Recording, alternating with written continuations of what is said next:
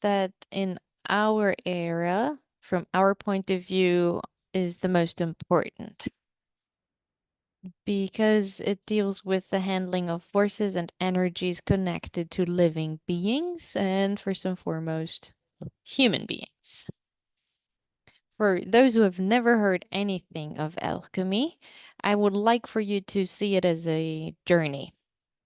Alchemy is a journey of transformation that guides to the rediscovery and the manifestation of one's own potential, the maximum of the potential. So the reconnection with one's divine part. And this is a journey in which we use ancient knowledge, which is part of the human legacy. And with that, we want to break with all the conditionings that we've been brought up in, culturally speaking, and in many other ways. So we want to have an alchemical point of view on us and all these forces. And this allows for a reinterpretation of the world, of the universe, and also for an approach to life with a more open mind and a perspective that overcomes the era in which we are currently living and that we're tied to, reconnecting with the ancient history of humankind. So this alchemical voyage or journey is one that allows to gain awareness where we have lost it. The awareness that we are part of a much bigger system. So we are a part of the whole, but we're also dealing with the awareness here that we as human beings also contain this whole. We ourselves are part of a bigger whole, which in at the same time is also contained within us. And why is it important to adopt this point of view that overcomes the eras and a logic or an approach that overcomes our cultural and educational backgrounds? That is because we aim for a sacred approach to everything that exists, that honors and celebrates life, transformation, and intelligence. And that's the intelligence of our human awareness and consciousness, but also that of the universe. Because, of course, the universe sustains, supports us within this. The universe is ruled by certain laws, but our universe of the forms, the material universe, is maintained thanks to one principle, which is that of complexity. The direction towards which this universe tends is that of reaching something that is ever more complex and has an added value, something that is enriched through interaction, through the creation of forces and intelligences. And if we as human beings don't go in that direction, that is when we are not sustained by the universe, which offers us opportunities. Let's talk about another pivotal principle in alchemy. Start to think that anything that happens to us does not happen to us by chance. Everything that we live happens for us.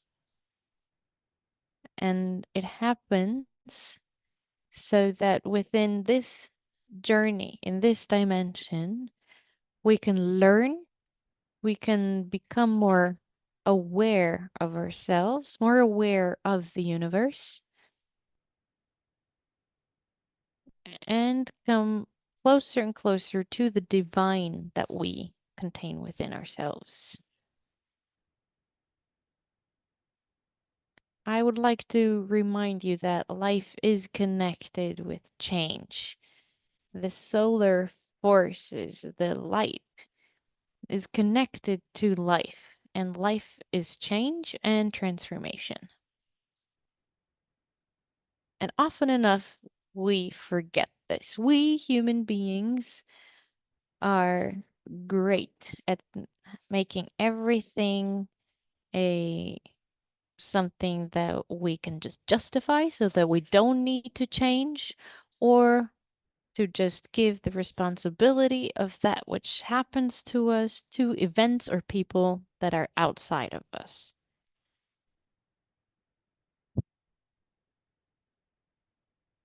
So if we want to dive into alchemy right away, which is this very, very vast field of knowledge, then we need to start with a mindset that tells us that everything that happens to us happens for us and that we are responsible for it. It's not easy as a concept, but that's what it is.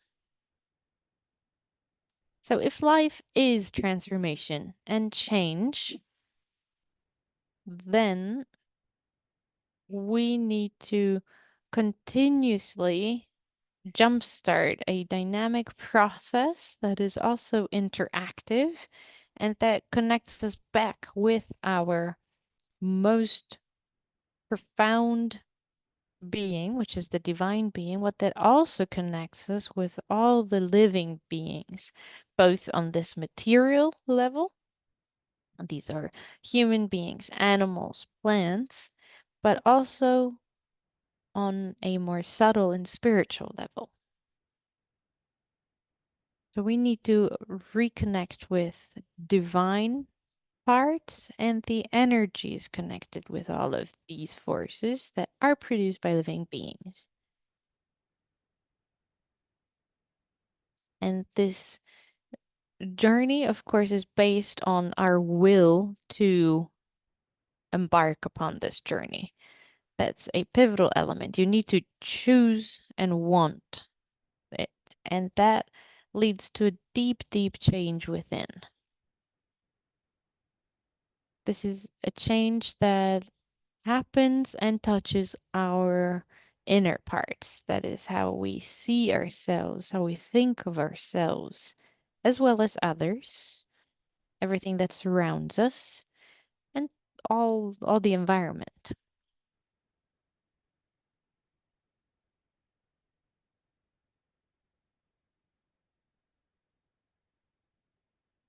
And our culture, and with this I mean the Western culture, which I was brought up in. I'm not sure if maybe we have people with different cultural backgrounds, but this Western culture of ours has taught us that when we change something, it is something outside of us that we change.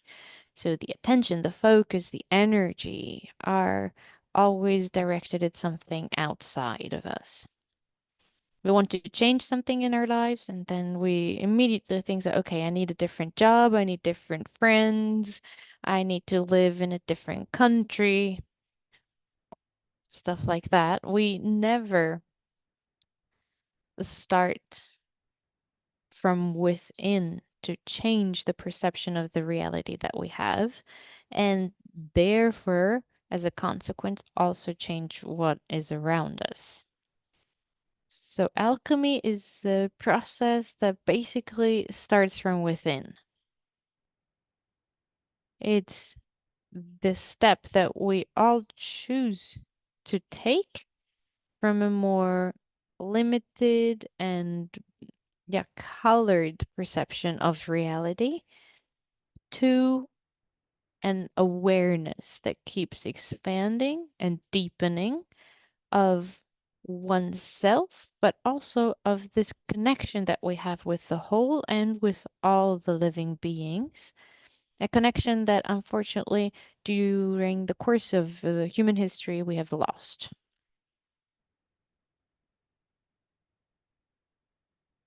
I don't have a lot of time here, and that makes it difficult to explain all the practices, the rituals, the systems that we have in alchemy that support this process. But I do want to share the concept that we have of soul before we move to a little more practical part, or giving you some hints or tips on how you can embark upon this journey. From our point of view, the soul is a collective soul. It's not only that of the human being, but it is shared with other living beings. In our material universe, in this material ecosystem, that is the case. But even beyond this planet, so our soul is shared from between different species on this planet Earth, but also species that live in the universe. And when the soul decided to also experience this material world, it was broken up into smaller parts. And those smaller parts are within the beings that live this world.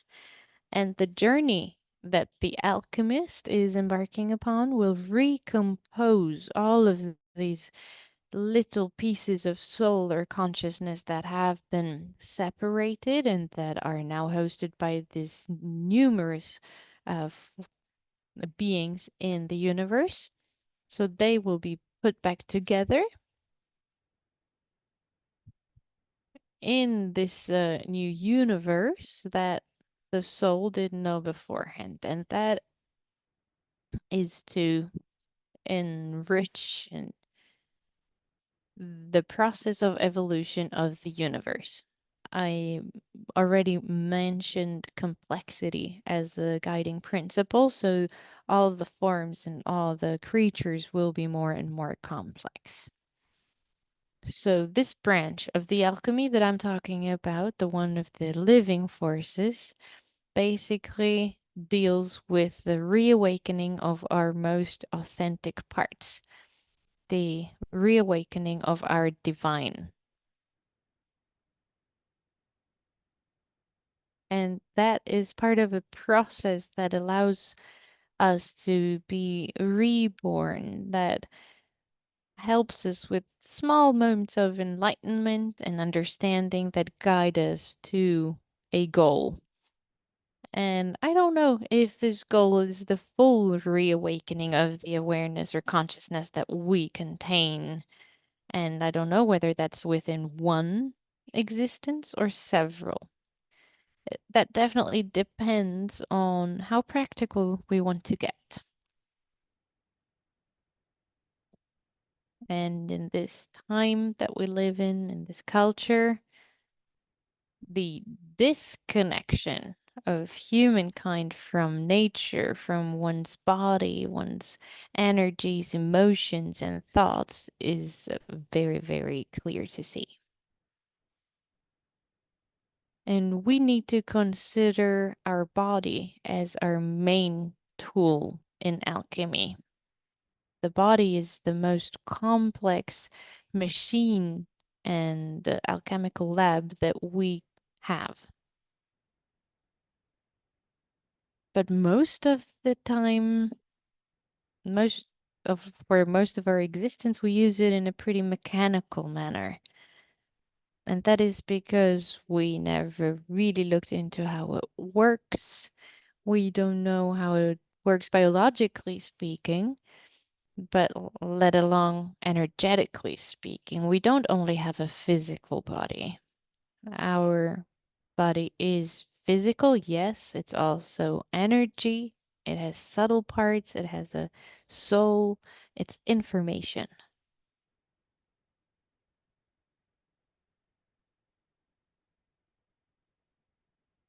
So the body is the tool that we start off with. We start with the micro era, let's say, as a fractal, a part of the universe, to then connect to the macro, excuse me, to the macro level, which is the universe. And that's the playground of the alchemist, so to speak. And alchemy of the so-called living forces is therefore the most important alchemy in our time. And you may wonder, okay, connection with nature, with all living beings, how does that work? Within alchemy, we work with imagination a lot. All the techniques and the practices that we use in alchemy are very, very creative. To reestablish a deep contact with living beings, but not simply a deep contact, but a contact that is in exchange, that is a giving and taking, that can happen. We make it happen through rituals, through ceremonies. But this connection, this exchange also happens with a name, for example. In Damanhur, for example, our spiritual names are names of um, animals and plants. So Gura is an exotic pigeon and Loto is a lotus flower. So the name also bears a frequency. It's an energy that bears information. So there are several systems for this reconnection with nature. But we can, for example, also simply go into nature to reconnect with it. And these living beings that I'm talking about, the human species, animal species, and the plant species, in ancient times were so connected to one another that they could all communicate amongst each other. And don't think of communication with words here, but the way of thinking was understood. The human perspective, so to speak, was contained and understood by the animal species as well as the plant species, and so on. So these three worlds were connected with one another, they were interconnected and allied with one another.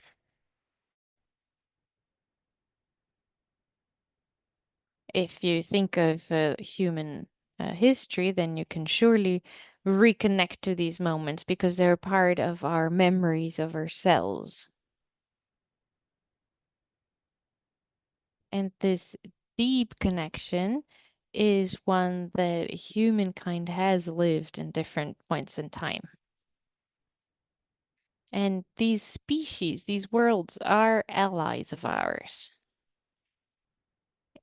If in this point in time we manage to reawaken ourselves from our point of view as Damanhur, we'll only manage to do that if we also manage to reconnect with forces and energies that don't only belong to the human world but to the other worlds as well as the expression of the divine characteristics that we contain. Our biggest problem in this time is that we fully identify with the human shape, with this body, with what we think we are or who we think we are. The process of alchemy, though, is a process that uses the body with all of its parts and as such offers a journey to reconnect with the soul and its characteristics.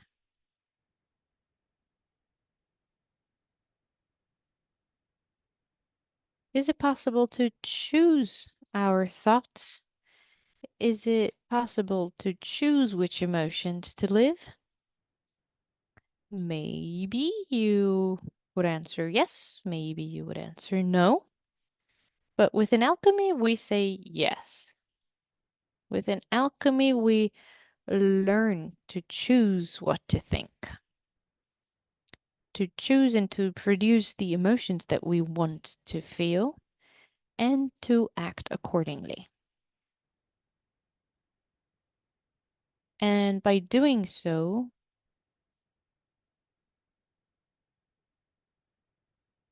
we manage to live our bodies less and less mechanically, which we do when we don't manage or handle these inner energies correctly. Often enough, those are the parts that guide us. It's not us guiding us.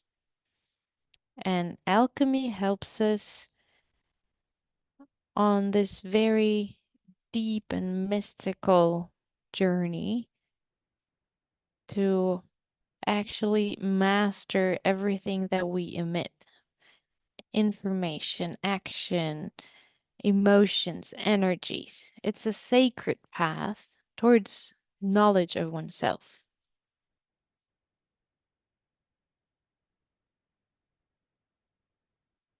And this knowledge of oneself is not always a pleasant experience because we are composed of so many parts.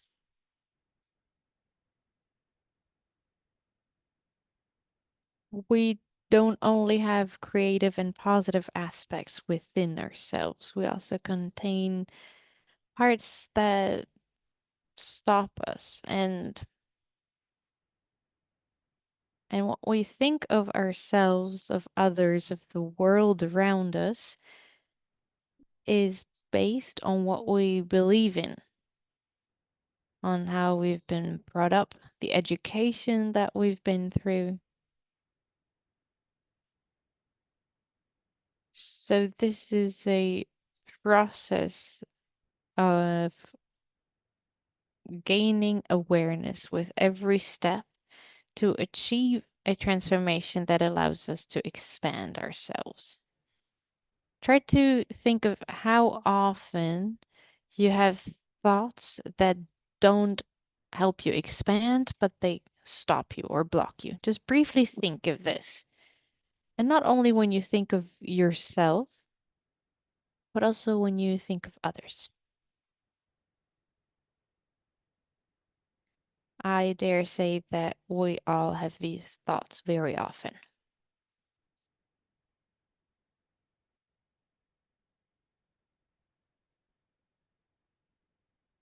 Alchemy is there thus a process that shows you more clearly who you are. It definitely bears challenges and pushes us out of our comfort zone. But it's express will that touches all of our parts, the more creative one as well as the more limiting ones. And they all strive towards a bigger goal at that point. The reality that we perceive is not objective. The reality that we perceive and that we live is part of our subjective world. And therefore, depending on how we think and depending on our emotional and mental being, depending on our culture, on how we've been raised, we project a reality outside of us that is subjective. It is a reflection of who we are. This is an important sentence. The reality that we perceive is a reflection of who we are and of what we live within.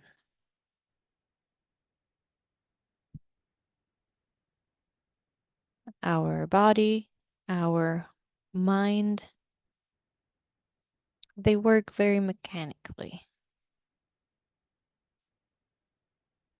There's an automatism. Our thoughts, our reactions, they are dictated by our mind's processes that are oftentimes repeated because our mind can repeat processes that our mind knows.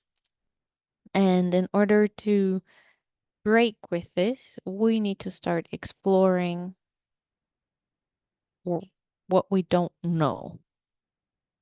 Only if we explore the unknown and also the unknown of ourselves, as well as the unknown of the universe, we can actually manage to open our mind to different mechanisms and to step out of our beliefs and our culture in order for us to embrace this knowledge, which is deeply rooted and connected with the human soul, which is all of our legacy. And to now move on to practice, I would like to share these basic concepts that I have already mentioned. And you can start reflecting upon them, but you can also start applying them in your everyday life. The very first thing is to choose.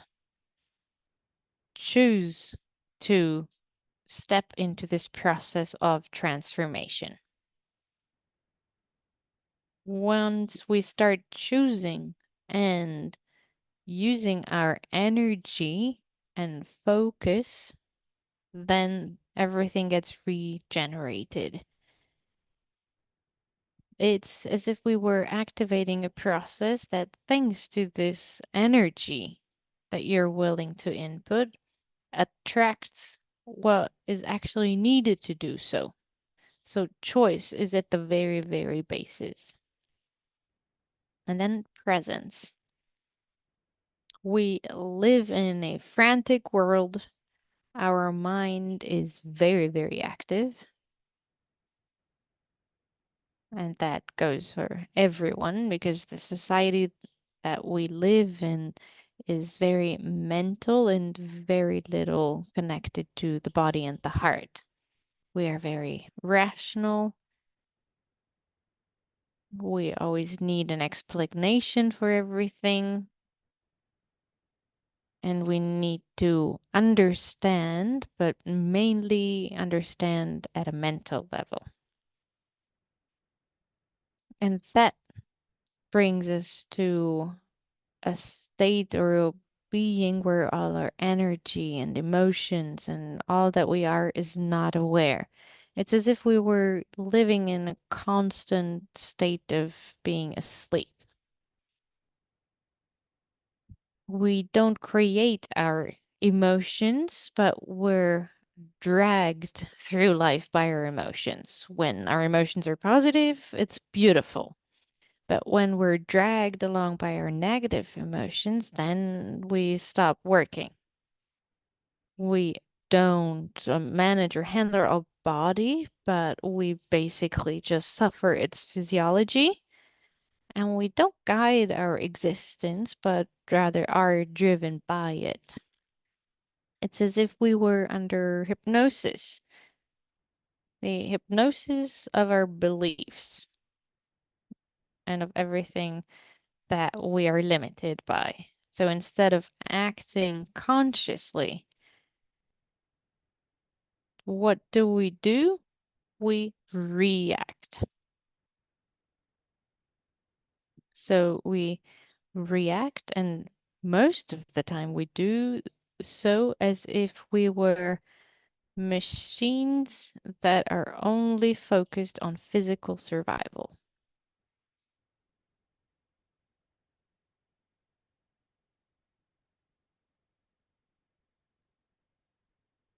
In order to live spiritual experiences written with a capital S, we need to expand. We need to expand our sense of belonging. to a system which is much larger than ourselves and that we are connected to. So everything we do in our everyday lives, everything we think and that we feel has an impact because everything is connected.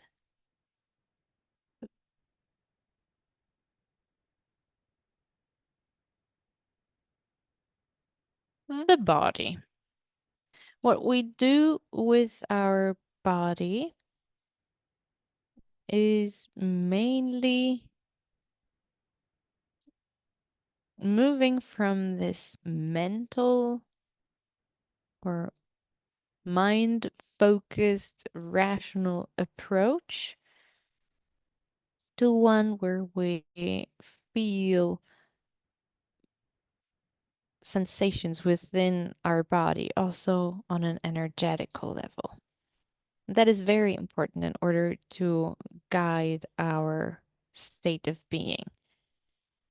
And therefore, we need to get to know our physical and our energetical bodies more deeply, but not intellectually. Because even for me, for all of us, it's very easy to intellectually share concepts that can also easily be understood. The difficult part or the challenge in this is making them true and practical in everyday life. And that is what alchemy does. I want to share a brief experience with you because I see that time is running.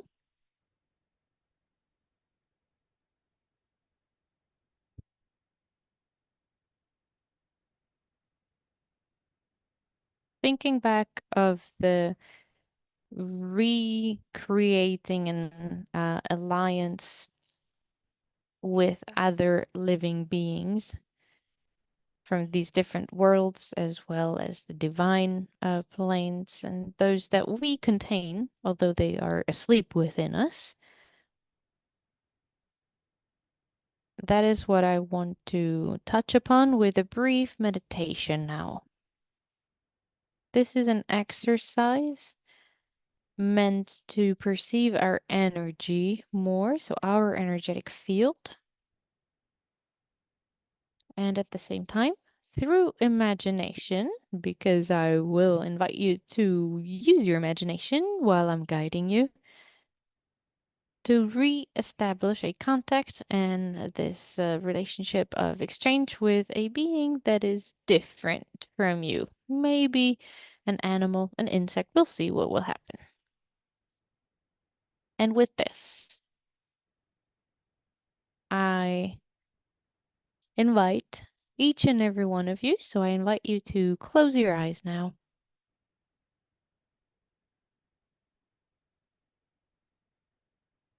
and to sit comfortably.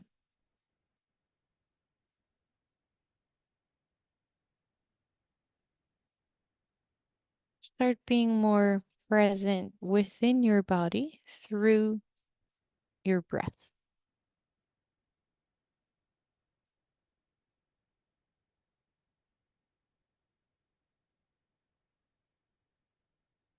Become more and more aware of your breath, of the air that comes inside of you and that you breathe out. Let go of all of your thoughts. Approach. You will observe and you will ask them to leave you and an open feel in this usual state.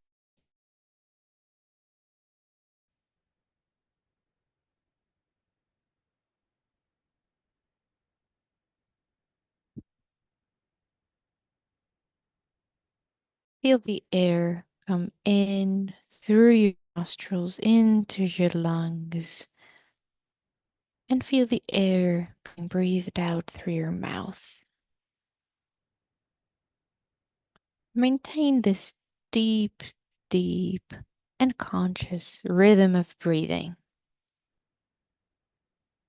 While you do so, I ask you to imagine that you are exiting the space that you are in now. Start walking along a path in nature, surrounded by trees. The sun is shining, the sky is clear,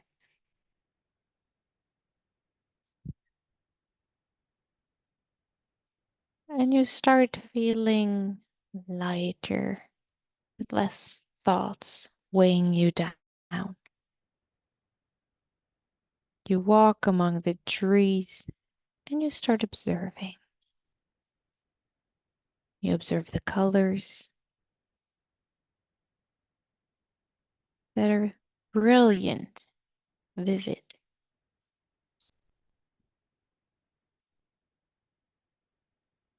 And while you walk, you feel the calling to stop. You stop within the shade of a tree and you sit down. You sit down, resting your back against the trunk of the tree. You keep breathing deeply. You hear the birds singing. You can hear nature. You can feel the wind touch your skin. And you feel deeply in harmony. You feel relaxed.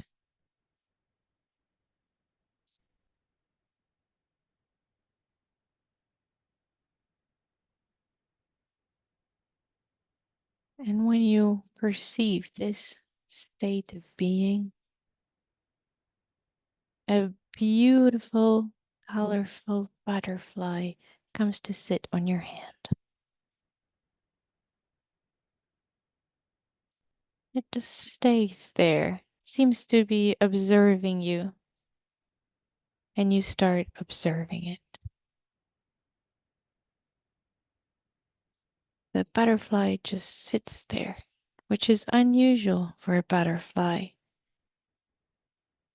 And you start understanding that it came to you and that it sat on your hand thanks to this deep, harmonious connection with nature. And now I ask you to concentrate, to focus this harmonious feeling of connection with nature into one precise spot in your body. Dive into your body and feel.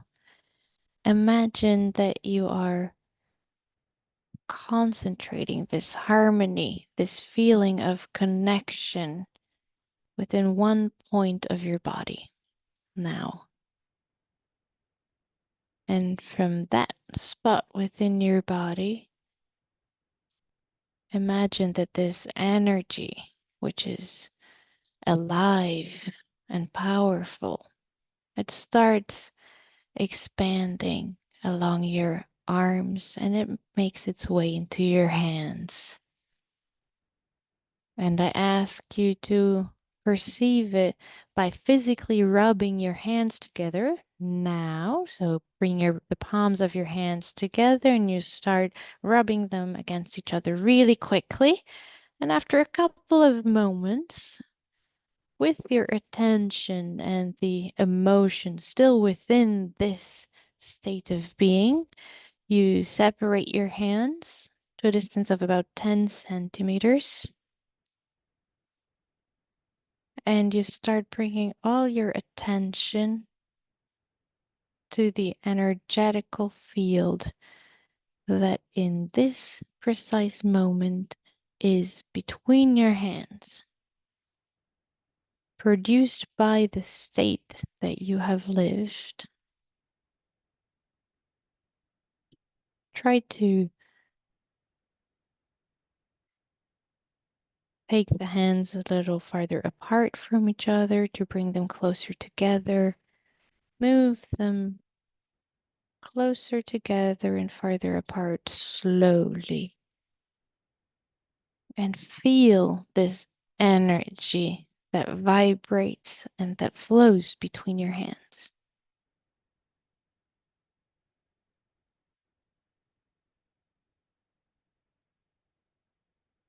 And now, slowly, you can rest your hands on your knees again. Feel your body for a few moments just to be aware of how you feel it. And then you can slowly open your eyes again and return back here.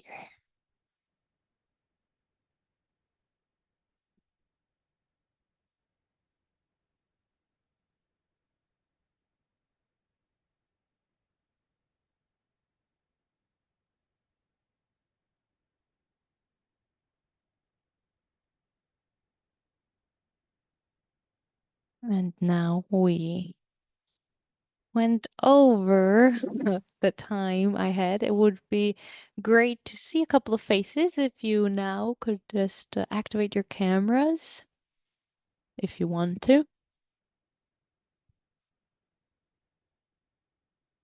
And we can use another 2 minutes max to briefly share a couple of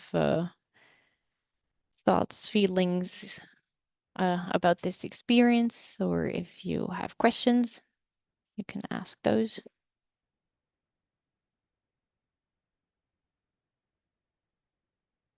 Okay, I see a few faces emerge. That's beautiful.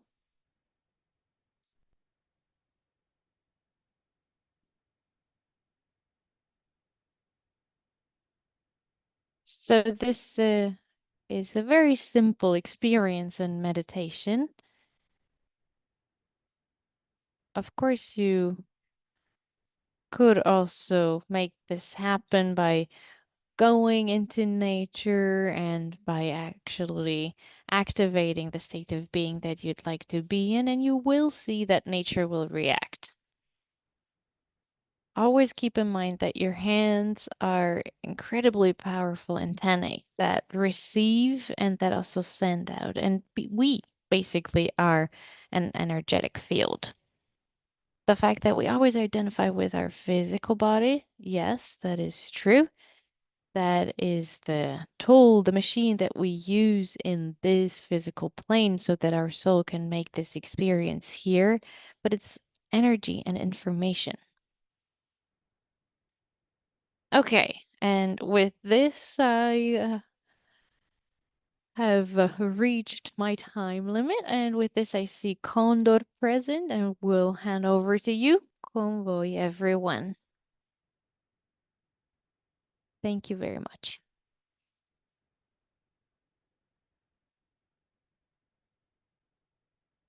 Condor, it's your turn.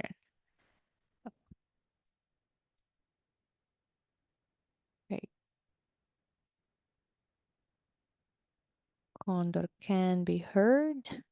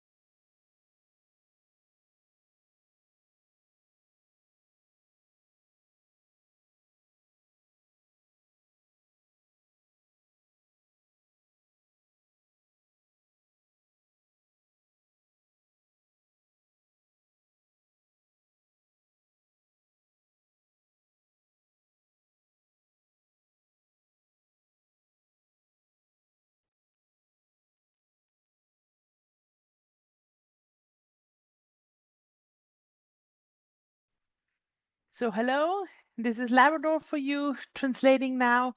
Welcome. This is Condor. For the medievals, alchemists, the alchemy was the trick to understand their inner gold, to understand their inner world.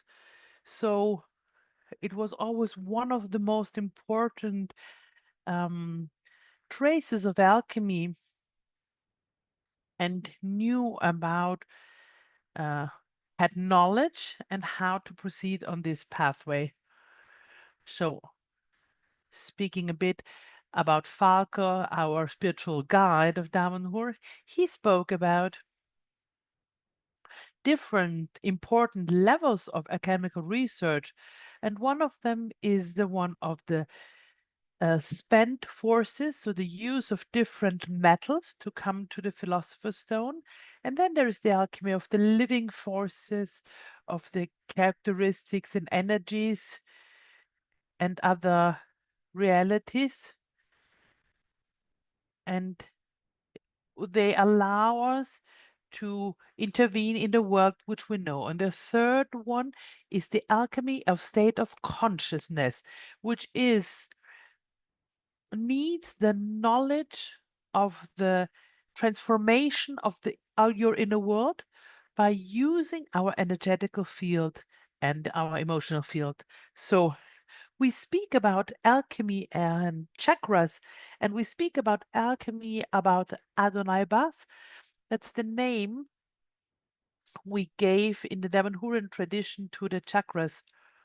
And these two realities, the chakras and the Adonai Bas, chakra and alchemy, he says, they are going together and they are developing in our inner sphere. But why am I speaking about a connection between about chakras and alchemy? To do a transformation on level of consciousness, we need to know what our energetical points are and which are, and the Adonai Bas are the most important points of our subtle structure. So, and this process in this case can be favored by applying different knowledge or different chemical pathways. So, I have to say something before rugged premises. Before we enter in this field to get to know to the Adonai Bas, it's important that we entered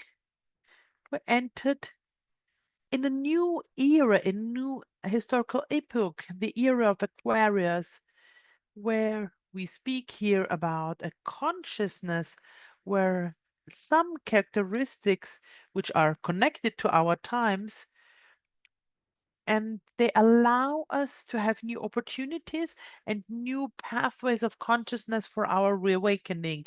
And we can see how this pathway or this path of the Adonai Ba is entering this new era in this new historical circle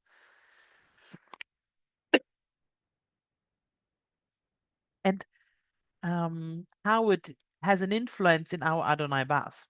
So, two words about this it's energetical centers, which are positioned inside of our spine, and we can imagine them like a little vortexes, and we can consider them as in meeting point about between our body and our mind, and they have in their function is to transmit energy from our center. There are seven, and the eighth one inside of our human structure, and they are also collecting energy from the outside. So we can consider them as centers of reception, assimilation, and transmission of vital energy. So you speak also about centers which weave energy, is like a spider web and thread by these seven fundamental centers, chakras slash Adonai Bas. We consider also that every center is registering a particular frequency, a particular vibration, and we can compare them as instruments. They are producing sounds, notes, and they are, of course, clean centers. And we also can consider them as bridges, connection point between the physical part and the spiritual and the subtle part of us. And speaking about these energetical centers, we have seven different levels of consciousness, and we will explore them a bit.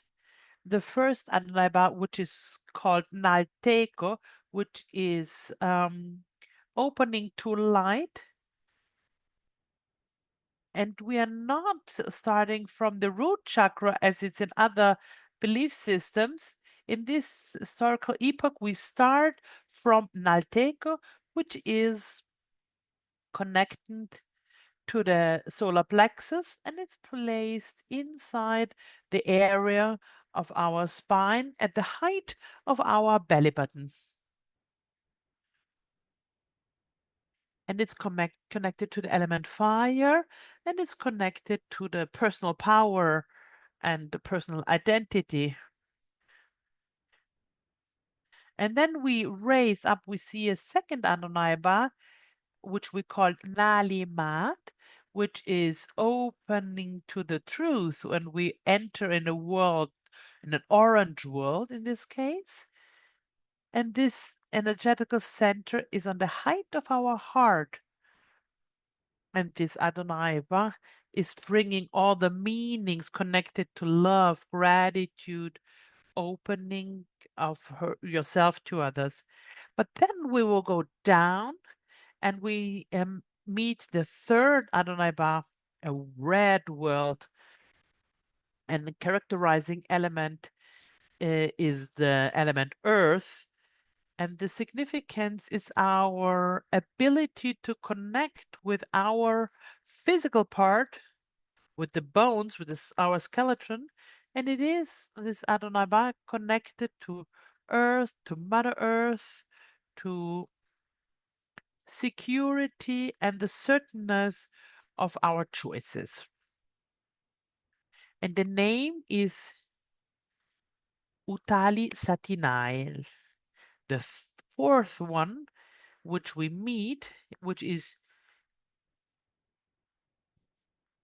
the last one we spoke about, the red one, is between the anus and the genital organs placed.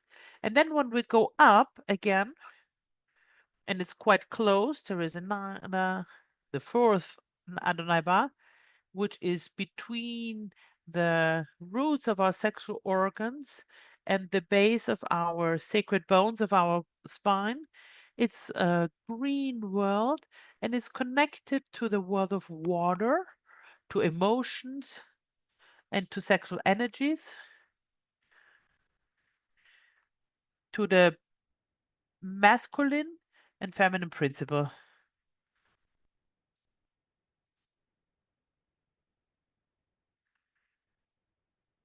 And it balances all our emotional parts. And then we go up again, always through our spine, because these energetical centers are positioned there inside of our spine, and rising and going up through that, we meet another Adonaiba, another world, a blue world, and it's called Nalimat, and it's in the throat, and it's our capacity of speaking, communicating, but also to silence, also to creativity. And the element is ether, characterizing that. And then we rise up again and we meet Nalusfat, which means opening to consciousness and to knowledge. And it's inside of our brain and has a purple color. It's connected to the power of vision, dream, clairvoyance, and also knowledge.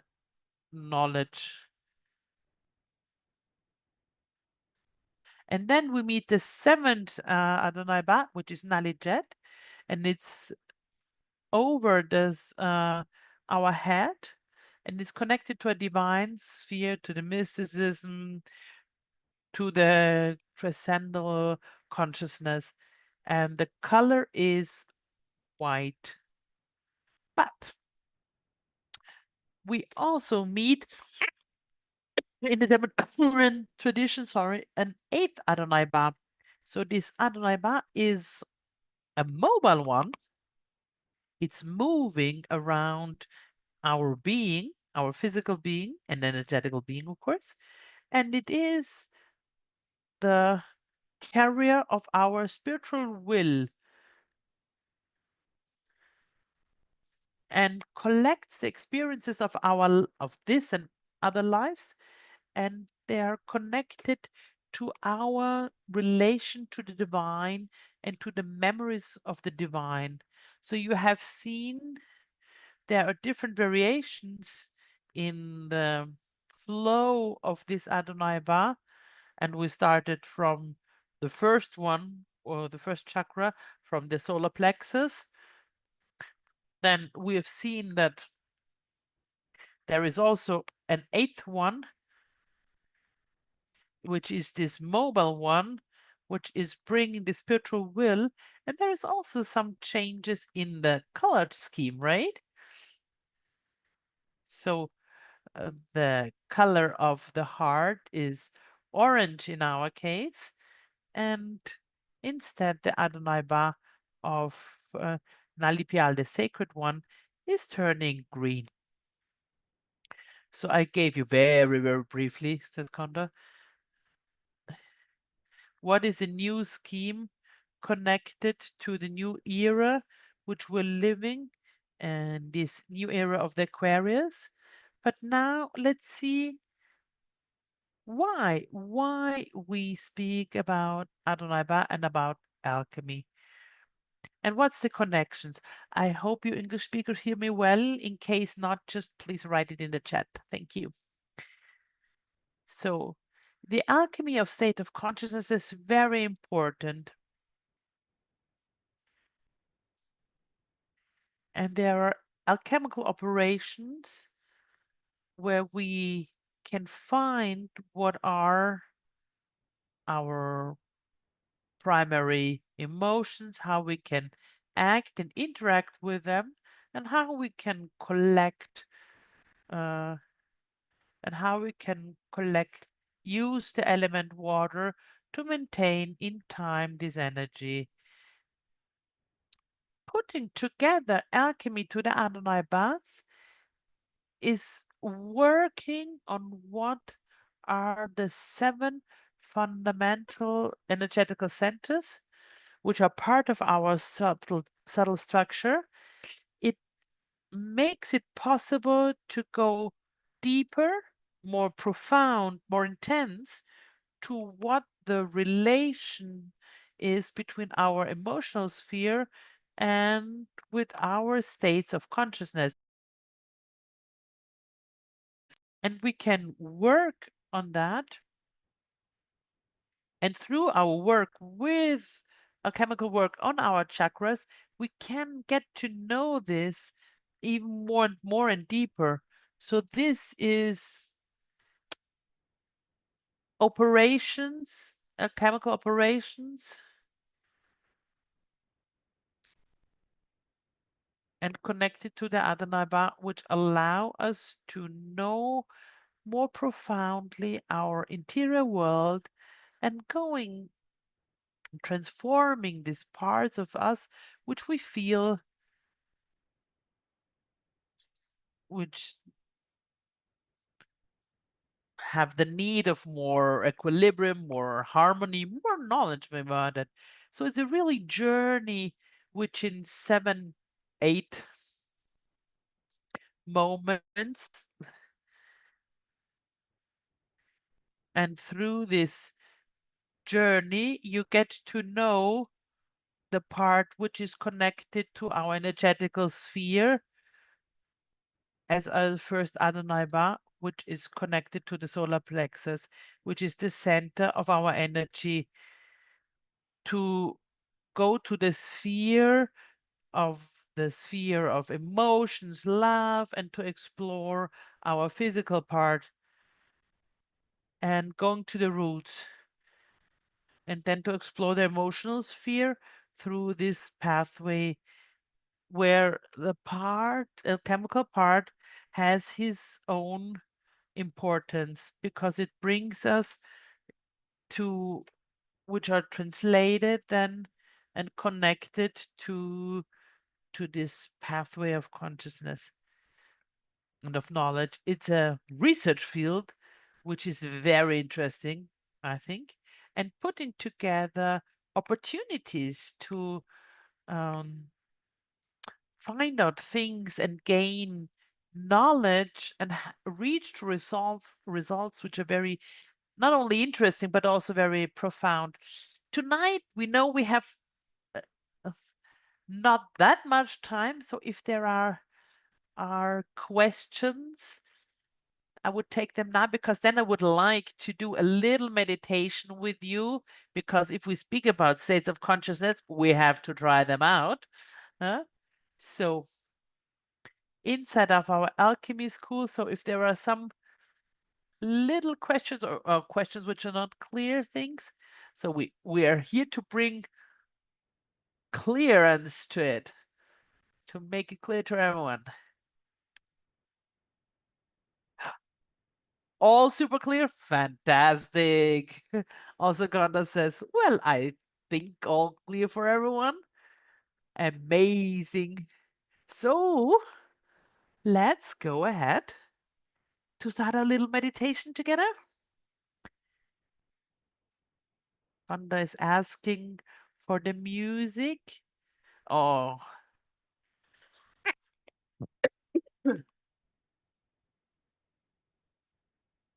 okay. Some of you I know, so I ask Jack, can you hear me well? Is the English good? Fantastic. Thank you very much. So, Kanda is saying, for those who wear glasses, you can take them off because we don't need them now, right? Yeah, just listening for you is okay. Find a comfortable position where you're seated, whether you're seated on a chair, on a cushion, on a sofa, wherever it is. Find a comfortable position which you can hold for some time. The ideal thing in this meditation is to have an upright spine. And let's start to feel, to perceive our physical body. Let's feel it. And let's smile a bit to our physical body and thank Him because it's accompanying us all these years and allows us to collect experiences, knowledge, precious knowledge for our pathway.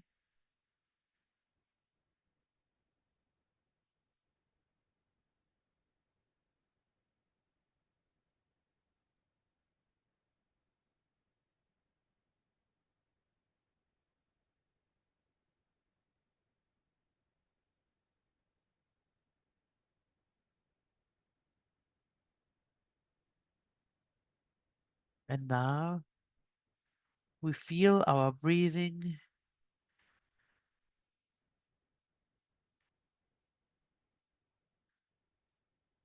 We inhale from our nose and we exhale from our mouth. And we find the rhythm,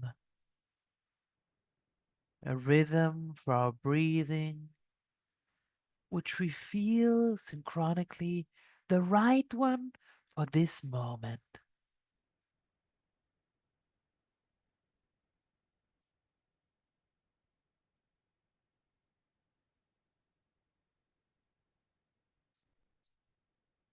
And then We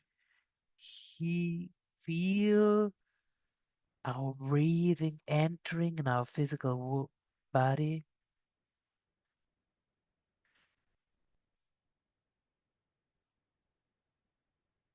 and it positions in all these parts of our body, physical and energetical, these parts which need this energy, this prana, this consciousness.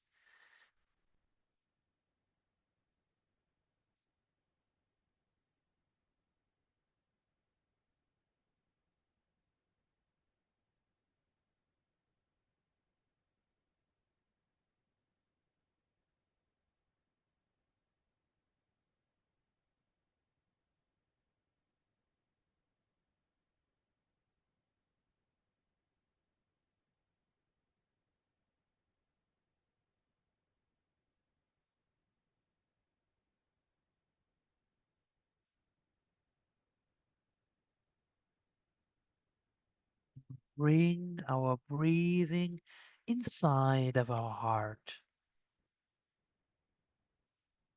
And we start to breathe through our heart.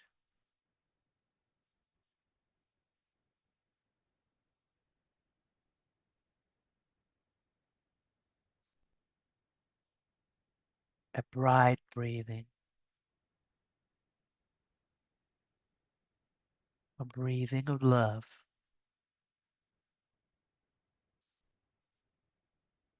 of gratitude.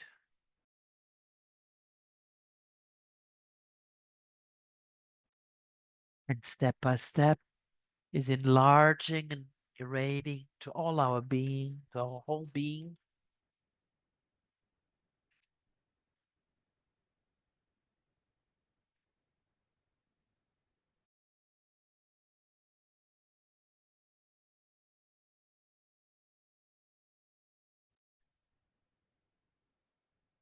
It always becomes brighter and lighter.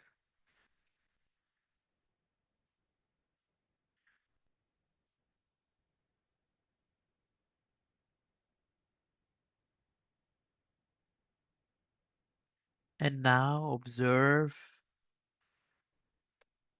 the break in between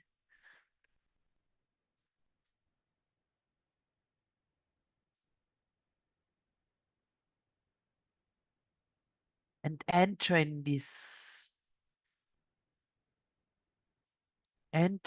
break in between inhalation, exhalation, in this space,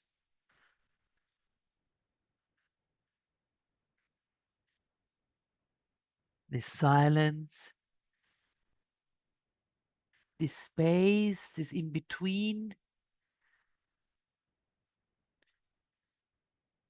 which step by step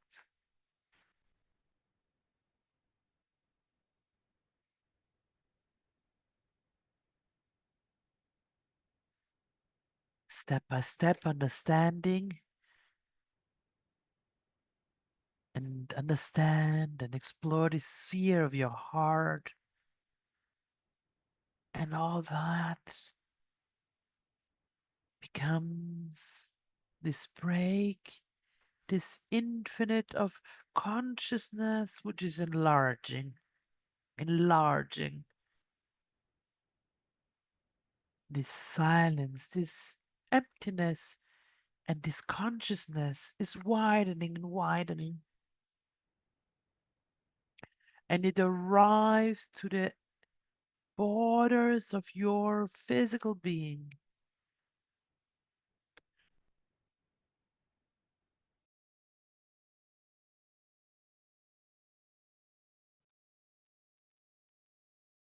Space of consciousness. And it now goes beyond your physical borders and goes to everything which is existing around you.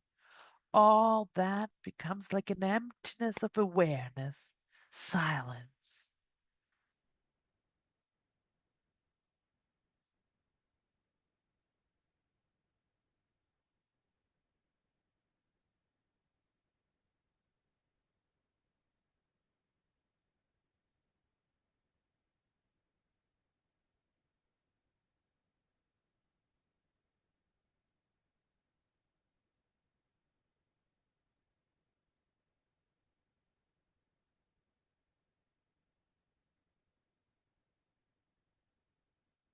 Now slowly bring back this big sphere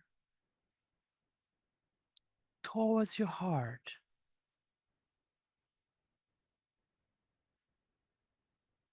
And you meet your physical borders of your being again.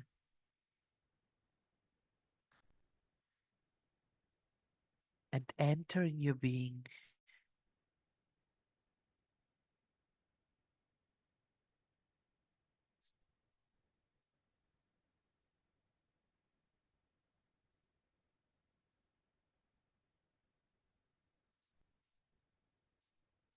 and you arrive in this break in between inhalation, exhalation.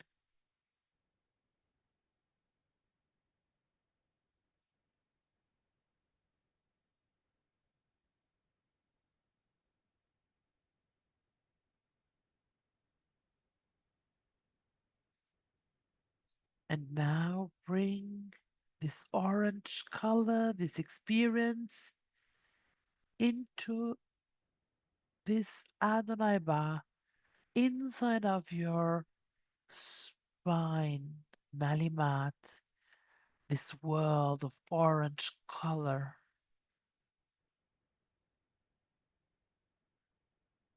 where you live intense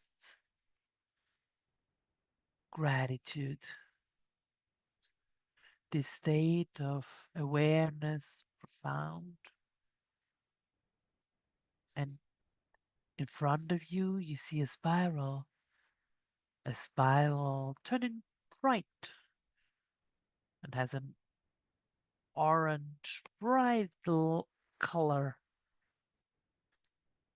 And it's soul and enter in this spiral, enter inside of this spiral, this bright spiral. You feel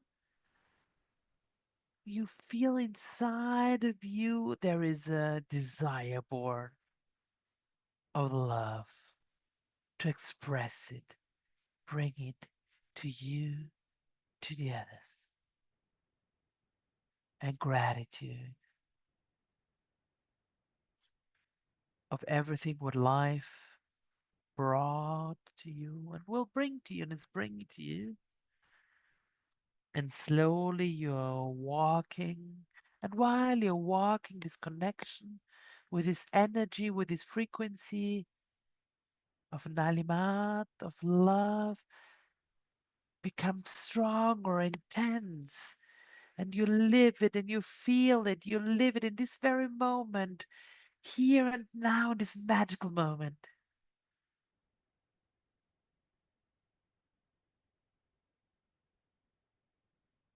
And everything turns clearer, more understandable, moments, events, parts of your life.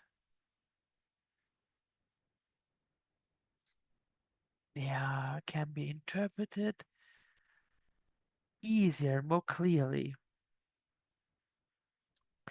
so that at the end you arrive to the center of this spiral, of this big spiral,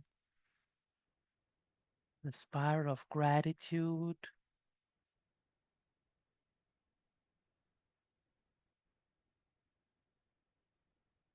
You live this state of consciousness,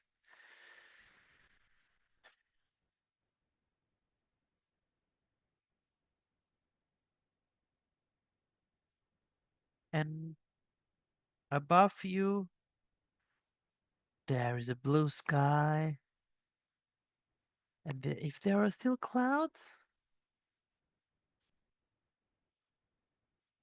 or something which bothers you, let it flow away. Feelings, let them fly away, and they are brought away by this wind which is purifying, moving, and makes it freely the sky of your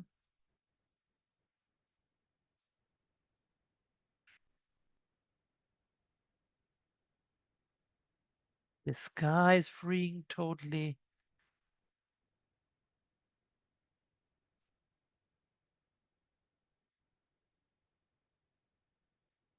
The sky of your heart is free.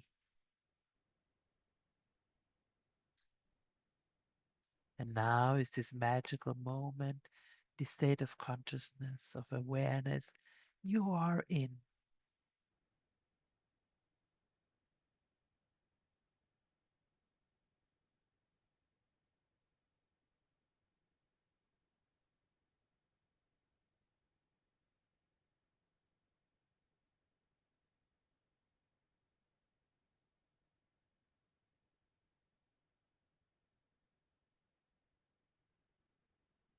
In this moment, everything is possible. This changes, this transformation, purification. Everything is possible here and now in this magical moment.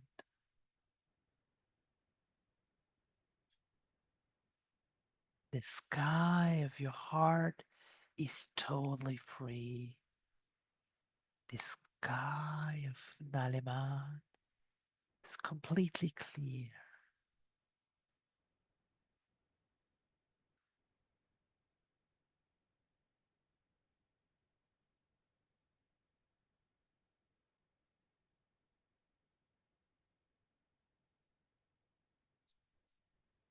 This is a state of consciousness,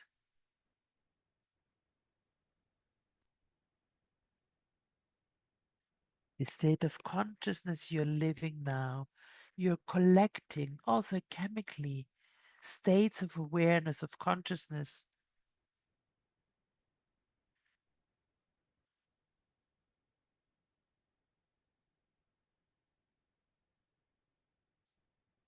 The state of consciousness,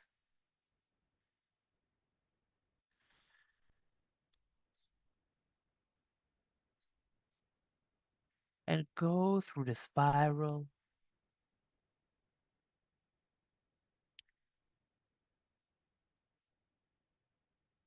while you're walking the spiral.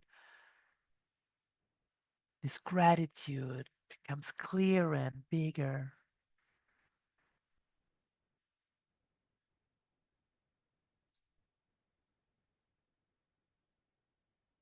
This desires of opening, opening to the others, to yourself.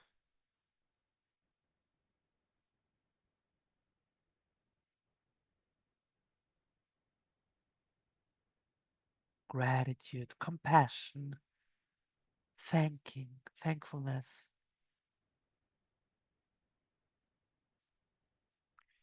You're living it very profoundly.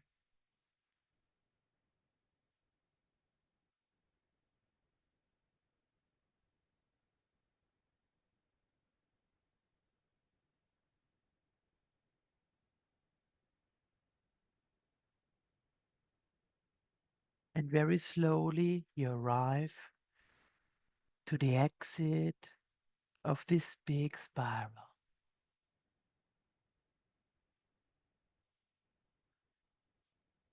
Enter in the center of Nalimat, of this energetical center, of this Adonai Ba. It's sending rays of bright orange color to every part of your being, to all the Adonai Bas, to your whole being, to every little cell, bringing this feeling you went through, you lived, and bringing profoundly this knowledge of this pathway,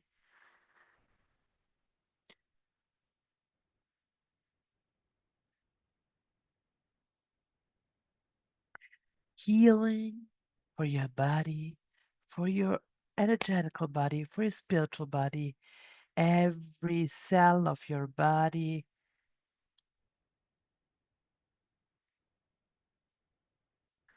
Chemically, it's transforming the body, parts of direction of this frequency, of this energy. It's turning bright.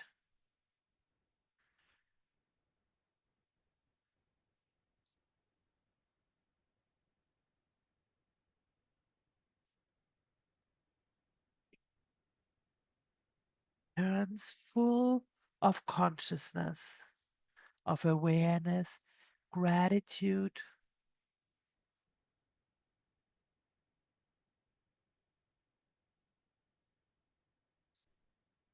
You're asking your intimate part, your heart, to make that this state of consciousness can remain in every single cell of your body over time.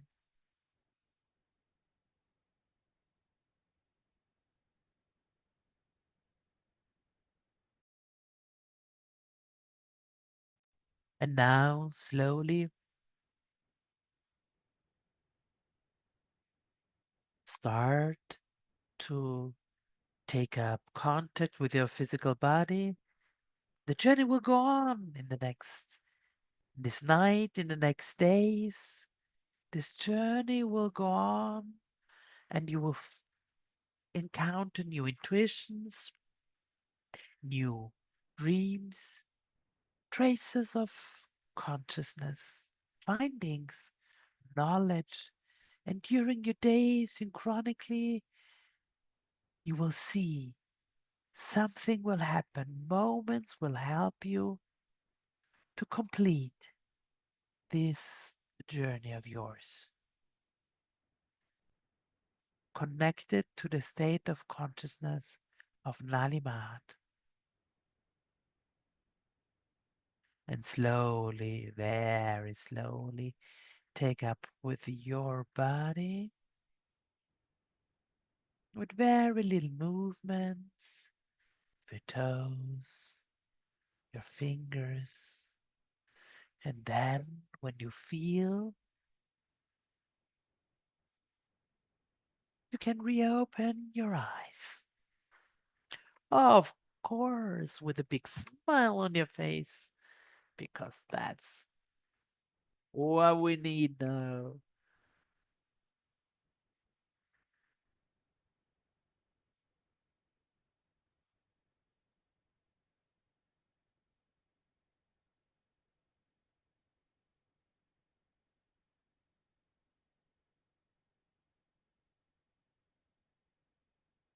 Good. I hope you arrived all well back. Give me some life signs. Good, good, good. We have little time, but if you we have a couple of minutes, so if somebody wants to share something, um, yes, grazie.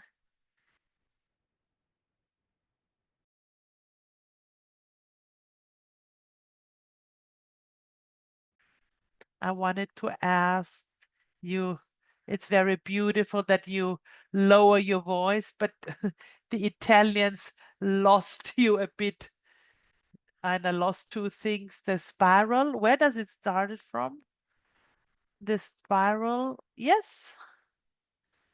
We were in Nalimat in this energetical center of the heart, so in the spine. There is not the place, it's you imagine it, huh? Just a thank you because I couldn't hear you that well. Because Connor sometimes mumbles a bit. Good, he says.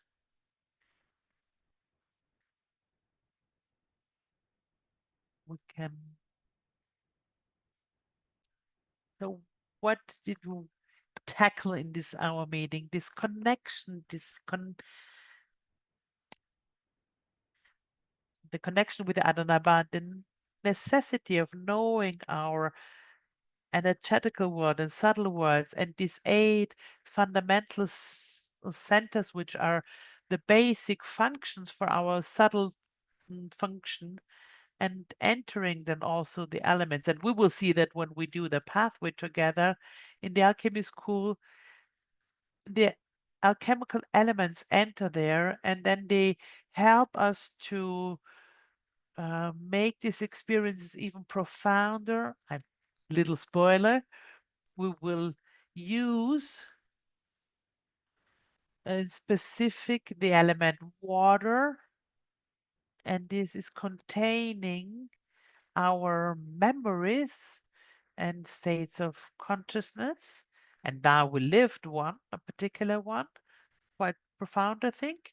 So we bring this state of consciousness, this frequency, we can call it, and we bring it inside a container in the water, and then we will make it in a way that in the days afterwards, in the weeks after, we will use this water then, we'll drink it to recall this state of consciousness, this awareness, which was very profound. So in a very short time, in a moment, we recall and relive, and then as consequence all that what we went through. So it's like a recall for us, and then we can go on our pathway with our spiritual intimate research. So let's say it's a quite interesting combination, isn't it? And brings very, very particular, very specific results. And then when you see with all the elements, we are able to know better to get to know to our inner world. So Ranyo is saying, thank you very much, Konda. So we hand the torch over to Ranyo. Are we in time? Yeah, perfect. Fantastic. Thank you. And thanks for every one of you having been with us, and which was very meaningful for me and beautiful. So thank you very much for being with us. So reading Condor will take up again from where I left you. So we were speaking about a direction, about the spiritual direction, because when we look at alchemy and we look at new states of being, we need them to direct ourselves towards a new pathway, a new pathway we choose. So we started from Guru, who lit the attention, the presence on the body, on ourselves, on where we are, and how we position ourselves, and so on. And then Condor brought to you and emphasized the intimate part, our spiritual part, which is characterizing and coloring everything what we are as humans. And I, says Aranyo, I will bring you to tomorrow, to what we will be. Because alchemy is working like that. It's a spiral which is always going up. So we started from a point of unconsciousness, we can say, of not knowledge of ourselves, and we started to light the first alchemical fire, which is the one of attention and presence. So this is one of what we call in alchemy, which allows the operation, the work. So this moment when we light the alchemical fire, which is in the ancient tradition, which is called the nigredo. So, and this fire starts to burn, bringing light and taking like this bigger chunk pieces of us and bringing it to a refinement. So, and this refinement we call the white operation. So, the albedo, the ashes, the white of the ashes. So, a refined material which still has its structure to then come to the last phase, which is the one of the blood of life, rubedo, the red, the purple, the scarlet red, where the alchemist, the person on the pathway after having lit the fire, refined himself, taking this matter in form and gives a new form, a new direction. And that's a spiritual direction in this case. And I will speak to you about that, about the instruments which the alchemy school is giving us to arrive to generate these parts, these best parts of ourselves. I start from the best parts of ourselves. Why? Because alchemy is adequate for everyone, whether you know something aspects or you don't know anything about it, or you are on other pathways, doesn't matter. Alchemy is a pathway which takes you where you are and which brings you to a higher level, your higher level. That's what alchemy does. So it's giving us instruments and knowledge to do this pathway, every single one of us, and to arrive at a new level of yourself, which also in the past the philosophers called the superhuman. So the humans with the active spiritual parts. Today is the moment for everyone because we are in this famous area of the Aquarius. The moment when energy of our planet, of our race, of human race, is ready. It's ready to do this next jump, this quantum salt, this evolutionary step. We are ready because we are born in the past, but we managed to ride on this old wave and go into the new one. The earth is vibrating and it's giving us nourishment to do that, to do this materially and also spiritually. To do that, we you already started to breathe the attention and the presence on the first spiritual nourishments. And doing that consciously, it gives us a real benediction, intimate, because it's our energy. We recall the vital energy. So, and when we bring inside of us vital energy, which the Orient calls the vital prana, we're nourishing our being and we're activating this. mm,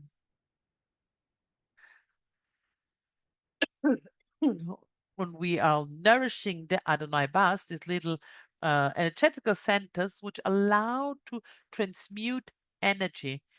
It's like little fabrics. Energy is one, it's like gas. Gas is taken and then it's refined in a lot of different aspects, like oil. It's refined into plastic, into gas, into chemical products, whatever it is. So on an energetical level, as above, so below, it's working in the same way. We receive spiritual energy, we live it inside of us, and every of our Adonai Ba is transforming that and using it for his own goals. So to raise our states of awareness, to open to what are called in the time the paranormal phenomena, which are actually very, very normal because they're characteristics and essences every single human being has inside himself, like we have hear, sight, taste, and so on. But no one told us how to use these other senses. That's the big problem. So we need to arrive to have new instructions, new schools, so that they teach us how to move with our little legs on that and to take the objects with our hands and but also to move with our consciousness from one being to another. It's things which in other moments of space and time our race was able to. And it was done like normally as we now walk, as we use our external senses to read our external world. Instead, now we are at the point where we have to raise again and we have to reawaken our inner senses again, our divine characteristics. These are the parts which we don't need to read what's outside, but what it serves what we have inside of us in our divine center to bring it outside. And it's generating the world, it's creating the universe around us. So we are creators. So that's I like to speak about very clearly to you. So this law of attraction is very on vogue. So if we think in a certain way, if we do things like that, we attract certain things. Yes, it's true, says Aranyo, but this is not even the ABC of the magic and alchemy. That's just the base of magnetism. In alchemy, you learn to be, to manifest what you want. So we don't need anything. No, it's us. We are like the sun emitting, projecting everything what we need.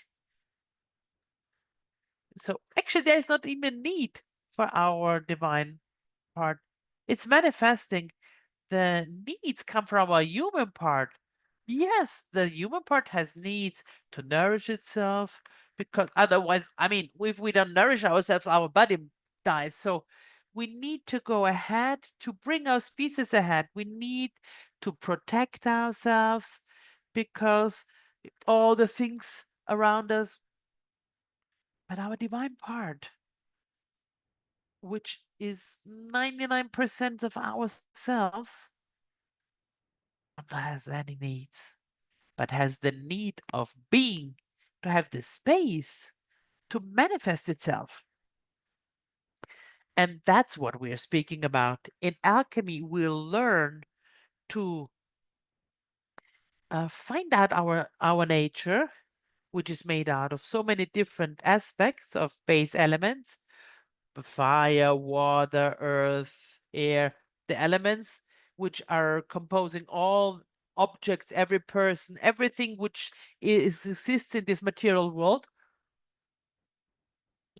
It's made out of a combination of the elements. So to learn what the elements mean inside of us, because the elements are the keys to access what are called the universal laws. The laws which are guiding the whole universe around us, uh, including us. And these keys are the elements. So to have a clear knowledge about how we're made is fundamental. And then also the balance between these elements inside of us.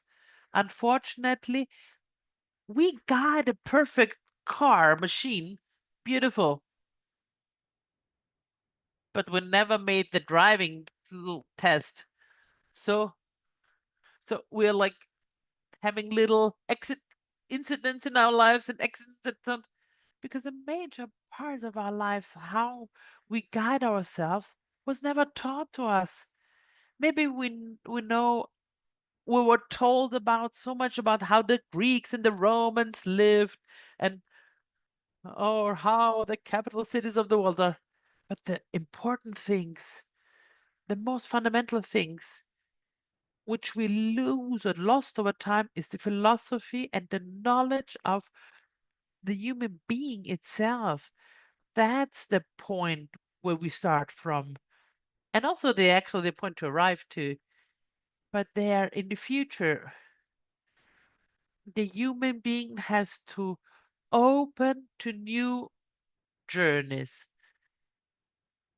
We now explored all the continents. We explored the solar system. We're exploring the oceans, the space. But the biggest journey ever, this magnificent journey, is when the humans start to look inside themselves. Because there they will find all the possible worlds. Because every what Kanda defined the Adonai Bar, it's doors, it's portals towards other worlds. And to learn how to navigate and to travel in them and to guide them and to move, that's how it brings us to find a big world opening to incredible worlds. They're not even that spiritual worlds of spirits of nature spirits, the plant world, to feel the essence, the intelligence of them, and contact them and exchange. So in our tradition, we are full of angels, demons, divinities, forces of all kinds. But if all the cultures and traditions from the nature tribes over religions, they are telling us that there are other stuffs from the things we see. Well, then I guess it's time to explore these worlds, huh? To contact them and to get to know to them. It's like as if we would go through a territory, through a woods, but without seeing the trees. But they're there, and also the animals, and also the other creatures are there. And even if we run against it, it's not that we don't recognize, it's just because we don't recognize nothing is happening. No, no, no. That's a big topic we are treating. The time territory in alchemy. Because we can go through a desert, a jungle, the North Pole, full of ice and snow, because time has characteristics which are not equal everywhere. Time is changing upon different schemes and categories. So when we prepare to enter in a new period, and if we are have the right luggage with us, then when we have the right equipment with us, it's like going in the desert to have like with skiing clothes will not work that well, huh? But and also if we want to go diving, we don't have hiking stuff on. So have the right equipment is crucial there. So said all that, Rania says the important thing is to understand, to create an order around us. Because only thanks to a chemical body which is in balance, we then can open to the spiritual world. We otherwise we don't have the energy and the capacity to read it, understand and interact. The first steps are the ones to knowing the elements and put them in order, but also what we call our personalities, because a human being is not made out of one part and that's it. No, no, no. Already Jung, T.J. Jung spoke about personalities. Also philosophers in the past. Today, we are not only speaking about them, we get to know to them and create these links and this communion between one and the other part.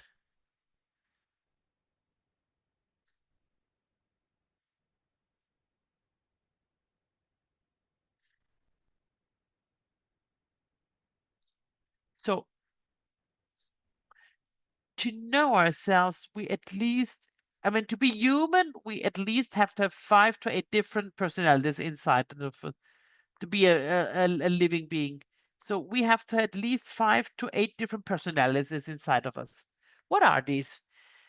Others call them the past lives, but or future lives, however you want to call it. But I would like to make you understand them in a different way.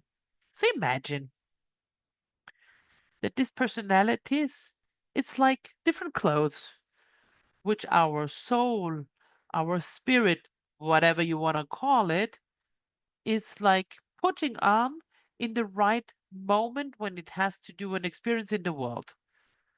If we have to do an experience like spider, Ranyo, here I am. What is like the clothes in this case? I'm a man with characteristics of a certain kind, with certain talents, with certain fears, with hopes, with ways of doing, habits, everything a series of constructions to live in the world where I'm immersed. So, Ranyo is one personality who has a certain duration, was born 48 years ago, and will live, I don't know, 40 more years.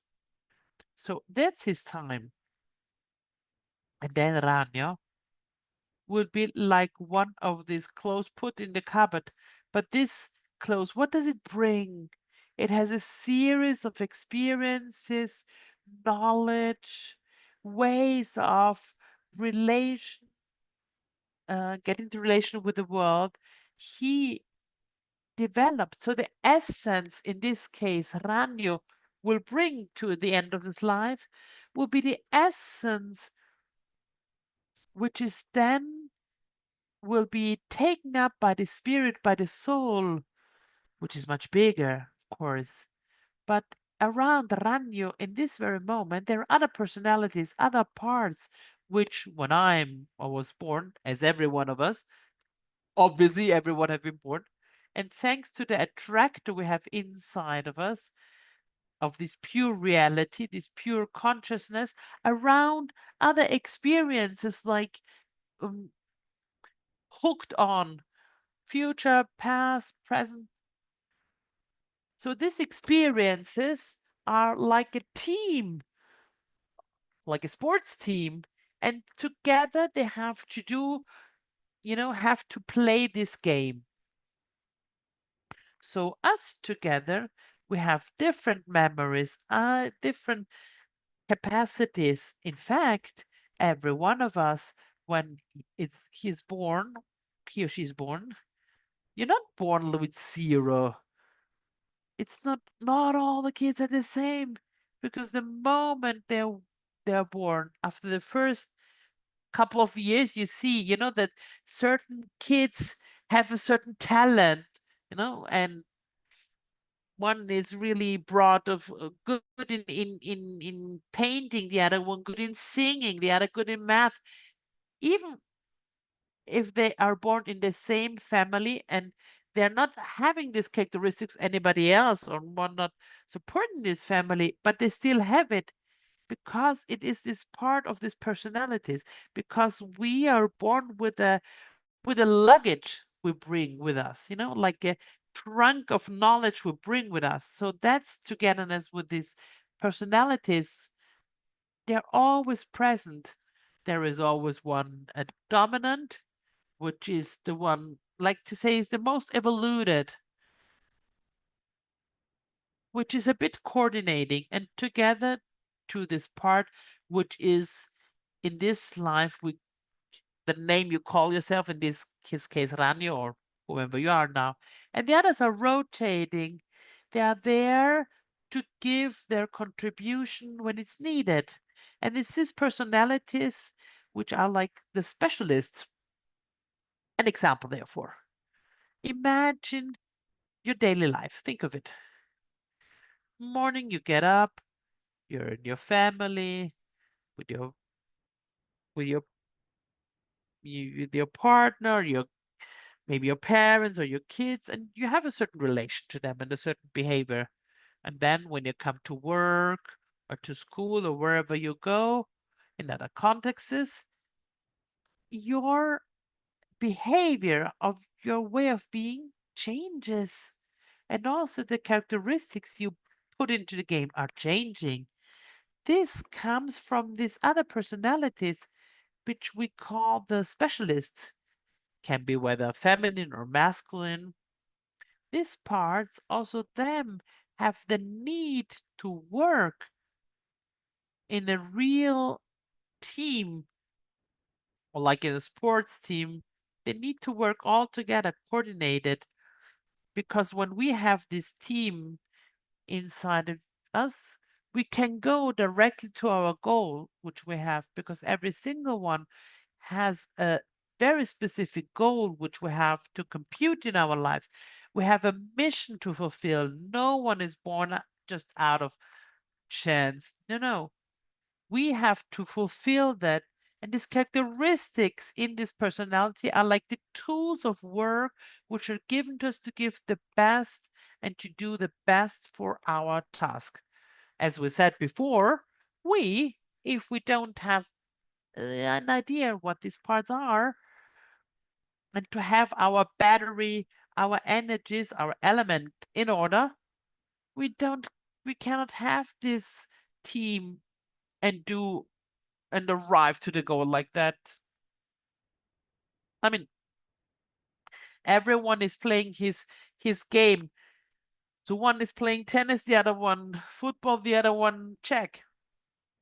But the majority of people in the world are not playing the same game inside themselves. They are not participating the same way inside. So what is happening? Chaos in our life. The major part of people live chaotic. And that's a big problem. Not so much because it's their fault, but they never got to know to the adequate tools to make this order and to find their direction. So that's why when you put everything in order, you discover your direction. You're not only opening to the world around us, but you're opening to a spiritual world. There, we can also like build plasmate, like the soul we said, we imminent our future, our destiny. In ancient times and the days of the gods, of the heroes, there were two kinds of people which have been seen by the divinities. One was the ones which had the people who had a destiny, and the other ones have been these people who generated their facts. What does this mean? That every one of us, being born in a certain context and being born with the characteristics we bring with us, we already have a direction. The origin of our family, the place where we're born, the society, which gives us the certain knowledge, is plasmating us and gives us a series of answers and habits which become almost automatic. But some people at a certain point start to ask themselves questions, who am I? Where do I have to go to? The classical existence questions. When we start to put these questions to ours for real, to ask really our inside of us, there a world opens. My first, Rania says, when I was a kid and I had a friend and I read a book about Freud,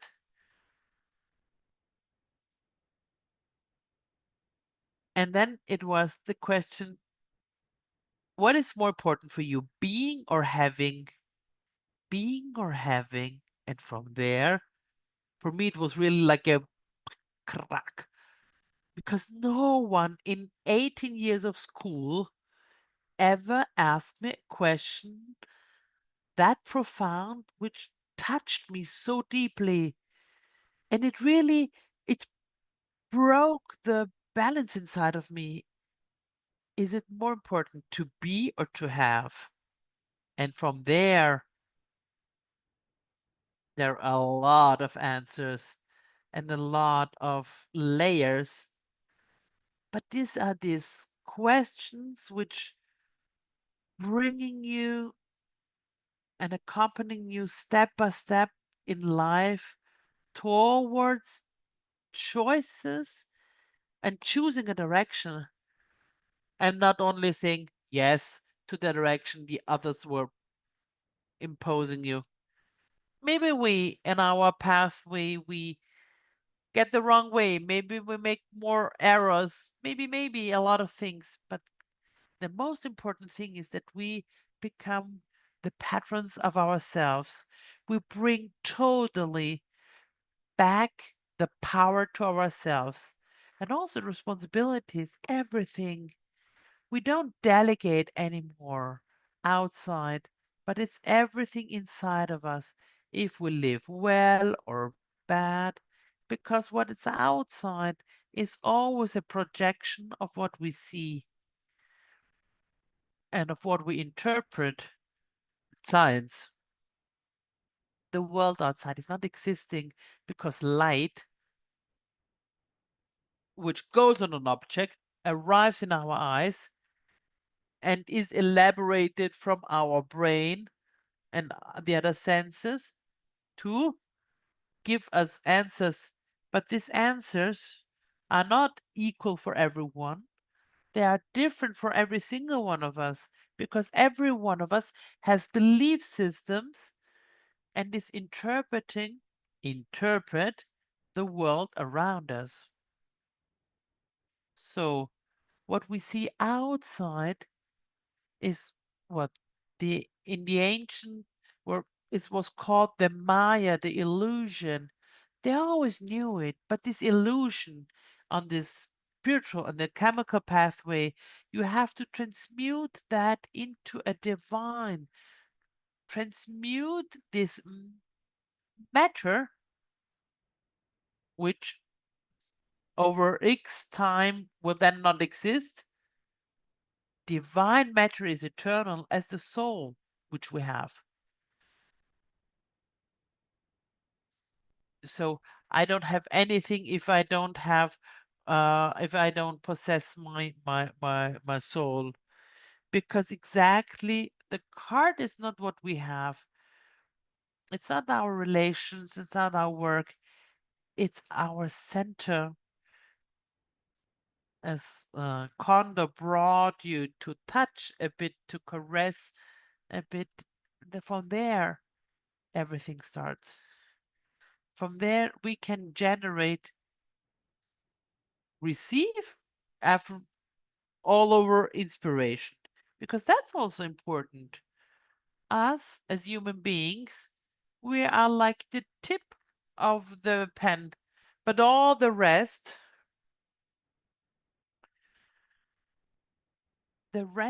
is us. We're more complete. We identify for cultures just on this little tip of the pen which writes. But if we would be more conscious of our whole nature, we bring a lot of more information, experiences, and to help ourselves to express ourselves better in this world we're living in. So today I want to do that with you, a little exercise and experiment. It's so let's say we do it light in an easy way. It's the base, it's the first step. But then during the school, you learn different tools and instruments which give you the possibility to define what we said, which are the spiritual directions. Konda spoke about the charged water. It's this famous alchemical potions. It's not the dragon teeth with the wings of the bats. No, no, it's states of consciousness which are plasmating matter, which brings it to a higher level, and we can vibrate in different moments with this frequency. So that's a spiritual direction. That's a point of consciousness, awareness, and choice. Because one of the fundamental aspects there of human being is the power of choice. And even more, when we open ourselves to the consciousness, it turns into the power of your free will, which not even the gods can do anything again our free will, because it's the biggest power humans have. So our choices, our no one can change them, discuss, or intervene in that. So if you arrive to the spiritual levels, that you are becoming the real generator, creator of yourself and the world around you. So, and on this argument, I don't just I don't want to just talk about it. Now I want to make you touch it. So, and make you understand that it's accessible for every one of you. So today we do a little journey together. So with the help of the selfic technology which we use in Damanhur, and besides the classical alchemy we use in Damanhur, which we know, we use also instruments, spiritual ones, which we call selfica, which allow us to help ourselves to amplify our potentials. So we activated now an energetical field which is touching every single one and is including every single one of you, because your presence, your attention is generating or has generated already an energetical bubble on a certain frequency, as if we would be like on the same channel of radio, television, with only us. And everyone who's on this channel can benefit from this helps, from this energetical stimulus, which the self sent, because we're in sync. It's the same thing when we listen to the music on this frequency. Same thing. So we can generate that, and we generate that constantly. Now, in these hours we're together, thanks to your presence and attention, we generated that already. So, Dana says, okay, we do a little meditation, which brings us to move our, to bring us out of the concept of now, here and now, receive a little inspiration and go from ourselves, which is our past, can be our past, our present, or our future, doesn't matter. We are like a one creature, like a big worm. From when we are born till we die, it's we are all together. We are one. It's not that the past is over. So the the guy I was with 10, 11 years I was as finished. No, he's still existing as I exist when I'm old, when I'm an old wise guy. So all that, everything which was lived, you cannot change him. No, no, no. And what we haven't lived, you cannot do anything about it. No, no, no. Everything that is like clay. We are a sphere. We are like a creature of clay, which we can constantly change and plasmate and form as we want. And more information, more knowledge we have, the more possibilities we have to put our hands in the different parts of ourselves, not to transform memories as NLP does. No, really to transform our essence in this moment, and everything will change what we are, even what we're today. So that's time alchemy. And that's what we now will try out.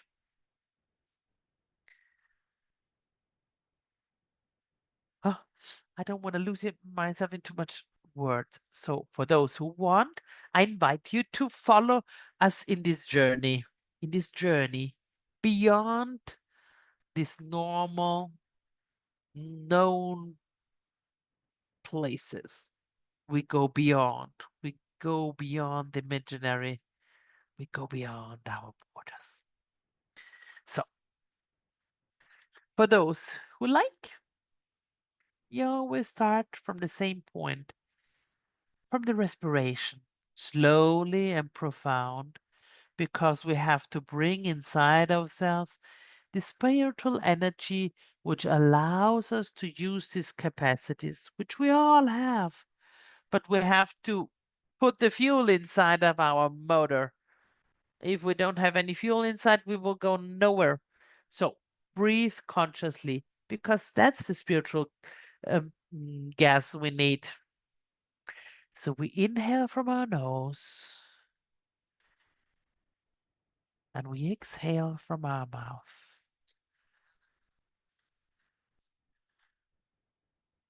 And we make the energy inside and bring it in ourselves, in this point, wherever it is. And we nourish it, this little point of light, this flame. And it's when we bring attention, it grows and comes bigger and bright and turns into a big flame in the sun. And we give a color which we live and step by step and relaxes in all of us. And breath after breath, we feel this energy growing.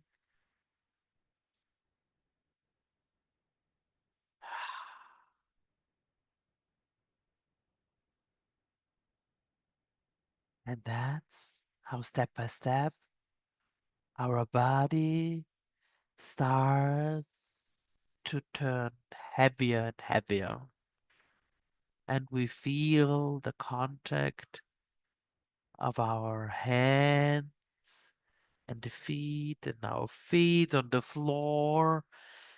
And when we're seated and everything is relaxing us, and our attention is on our breathing in our energetical center, and breath after breath in the center, we see that this light turns brighter and brighter and starts to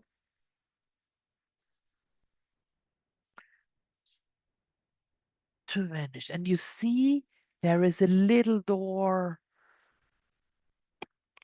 and we see it's a door of an elevator, a very, very particular elevator. Bling! We feel, we hear the doors of the elevator opening, and we enter in this beautiful, huge, elegant elevator with all mirrors around. And breath after breath, bling, the doors close, and the elevator starts to move. But not up or down like usual elevators do. No, like in a spiral form, rising, and breath after breath, we arrive to the fifth, 10th floor, and this elevator moves in its magic particular form and way. And while we move, we feel the awareness that we go to a place we already know, a special point. And in the mirrors around us, forms show up. 20th floor, 30th, And these forms become breath after breath, clearer and clearer. And they are very bright, and they have our faces. They're more aware. It's our talents, our best parts, and breath after breath, we feel elevated. 40th floor, 50th floor, and these figures are looking at us, and we observe them, and they'll smile at us, and these smiles are complicity, brotherhood, union. They are our personalities. Every one of them, they are parts of ourselves who play this game together with us. And breath after breath, every single one of them, maybe we'll recognize part of ourselves which we express in our daily lives in them, or other parts which we don't even know yet, but gifts, talents which we can step by step find out.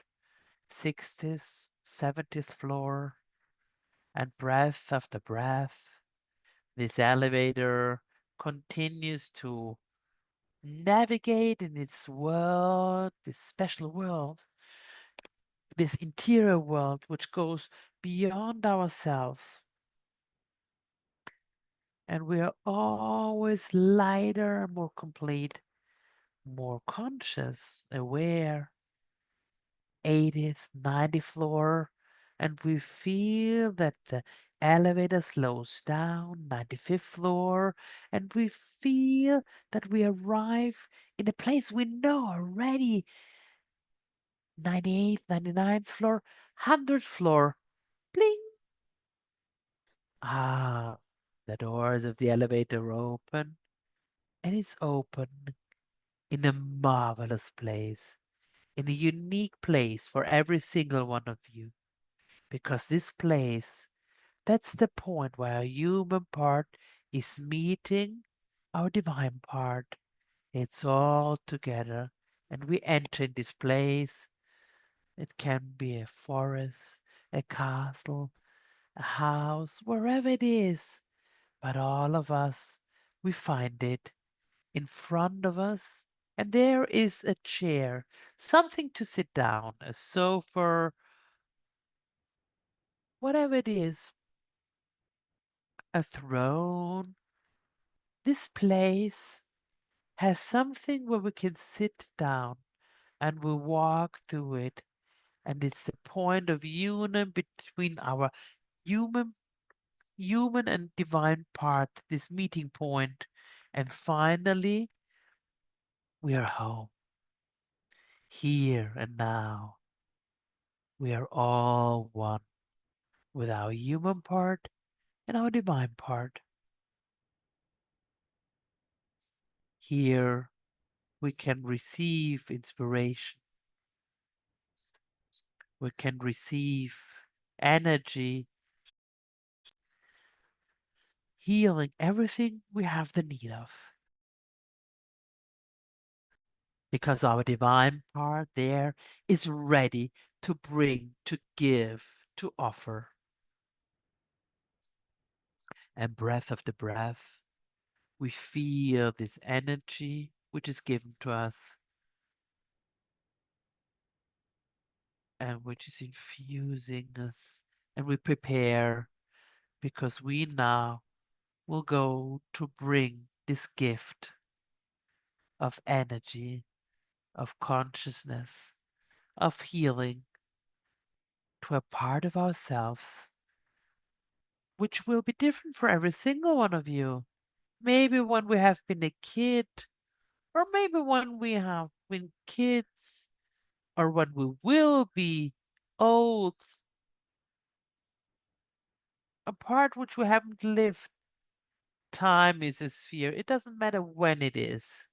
And step, breath after breath,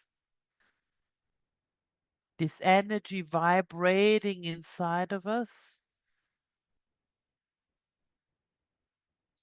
because it's our biggest part gave this to you. And we then return to the elevator. Bling. The doors are open and we hold in our hands this gift, this treasure box of talents. We enter in the elevator, the doors close,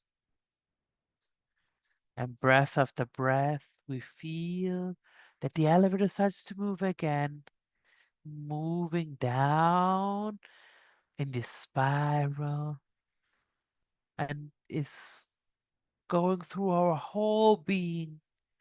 And now, along this mirrors, we see our existence, our parts, and breath after breath, we recognize step by step that there is a specific special point in our life, which will be different for every single one of us. A point in our life which needs this contribution of what we hold in our hands. And breath after breath, we feel that the elevator is going down 80, 70 floor.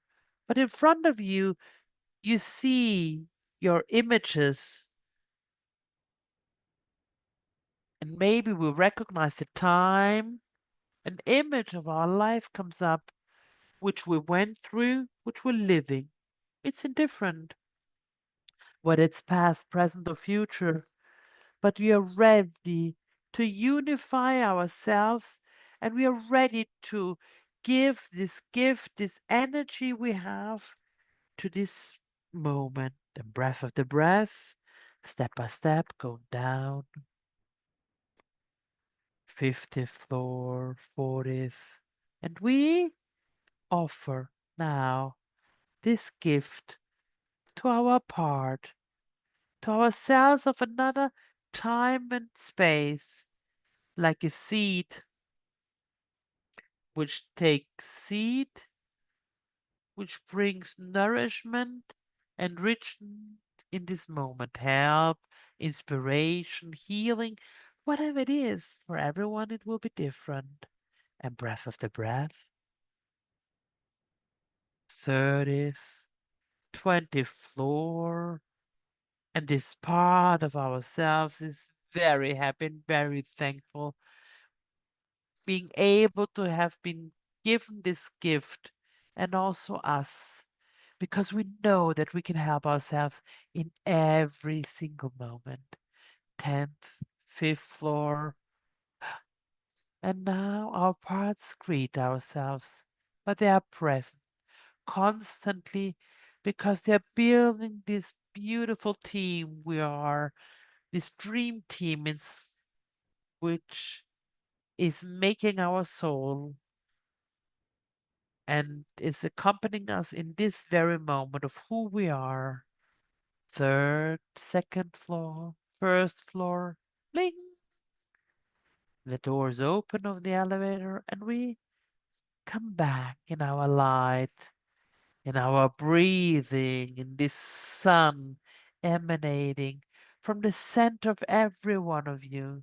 And from there, with a sense of gratitude, we start to feel our body again, our presence in the here and now.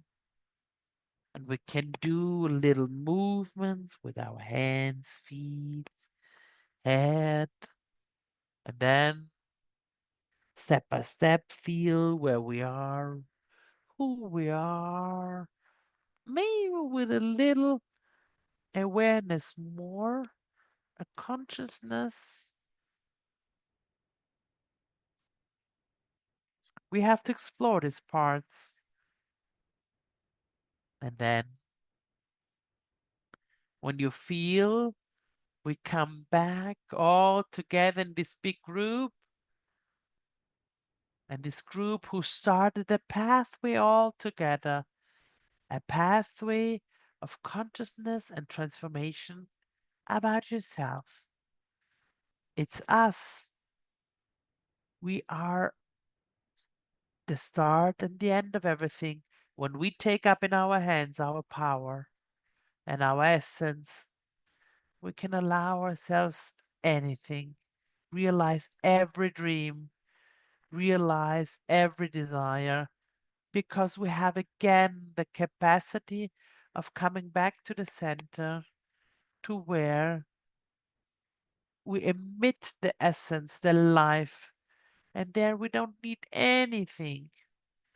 And it's there's only the necessity of opening and make flow life, energy, like the divine blow can transform everything in its best way.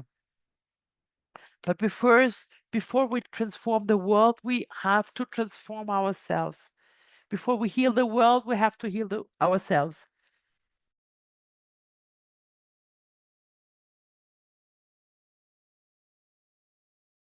We are the center. We have to amplify our consciousness.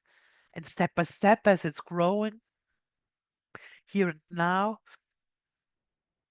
can also be moved and can be bigger, not only in this life, also in other lives. Other experiences of existence, because life is one experience, but there are a lot of different things to explore.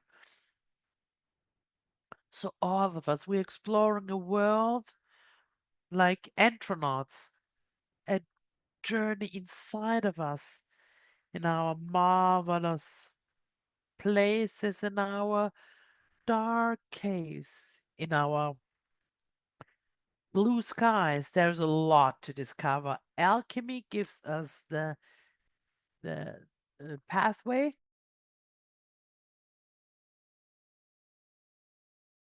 to run through this pathway. Alchemy gives us the tools there, and to find out all the marvelous things along the pathway. Will be easy? No, it's an adventure. As in every adventure, there are difficult moments and very joyful moments, a little fear and a lot of courage. And it's transformation as life.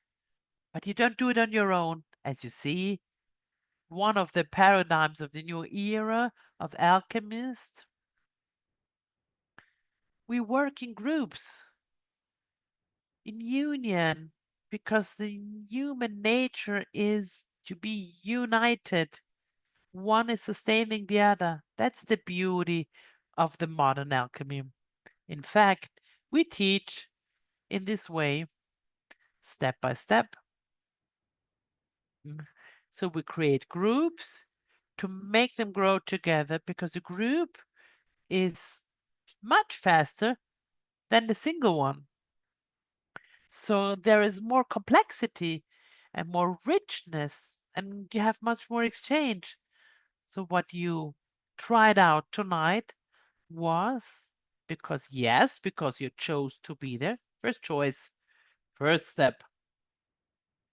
Second one is thanks to all the others you see here around, this energy which you can feel. There's a lot of energy, dense, sparkling. And thanks to all of you. That's super important, because it's a new paradigm of the new era, which allows us to go much faster and to be in a group of peers, of people as us, who have the desire and the pleasure to and to find out and to renovate themselves. What for? To live a better life. That's what I wanted to bring you. We now set a little seed in our lives, because we went beyond, thanks to our divine nature, beyond space and time. That was not woohoo, magic, incredible. No, it was possible, thanks, as I said before, to due to ourselves, to the energetical help we generated, and also the energetical help of the cells, selfica present in this moment. All this is characterizing our school.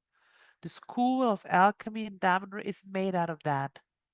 It's made out of this uniqueness because the selfica is the help we have, is the is unique and it's not existing somewhere else. It's only in Damanhur. So the knowledge which brings you to awareness of yourself, there are ancient aspects of the world, but we have to be rebrought, retaught, step after step, era after era, tradition after tradition, and with new adequate language, with new meanings. Because if we read alchemy book of 200 years ago or 1,000, 2,000 years ago, well, the logics are not the ones of today. And we can only understand a little part of that. Instead, what is important, alchemy has to be lived here and now in our daily lives. This allows us to transmit it because the true alchemy is not read in books. Yeah, we can have some ideas. Alchemy, as always, is given word by word, word to mouth. So, with the union of our knowledge with our energies, we manage to transmit pieces, and every one of us is creating an energetical field which is very high. That's what we're doing. So, we arrived to this part, to this red, vivid, to be able to look in a direction, a specific one, a new one, feel inside of us. And that's what we have to do. I took the rubedo, the new turn of the spiral. It's not that we arrived yet, as always. You open a new world. And if there is Entel, I've seen him. Let's go to our closure. And here he is. Hello, Entello Conte. I see you two all alchemized and good connected. Now, I listened for quite a while, so I hooked onto this moment. And Tello says, now you participated and moved the first stacks inside of this pathway. So we stay connected the last 5 minutes. We give you the practical infos, how you can start with this pathway. So, attention says and Tello, because we will share a series of elements for those who want to perceive and start with this journey. And I also ask Rania to give you.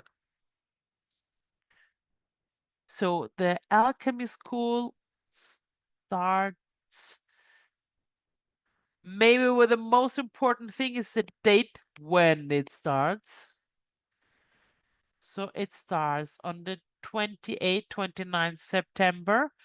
We have an online meeting of the first meeting.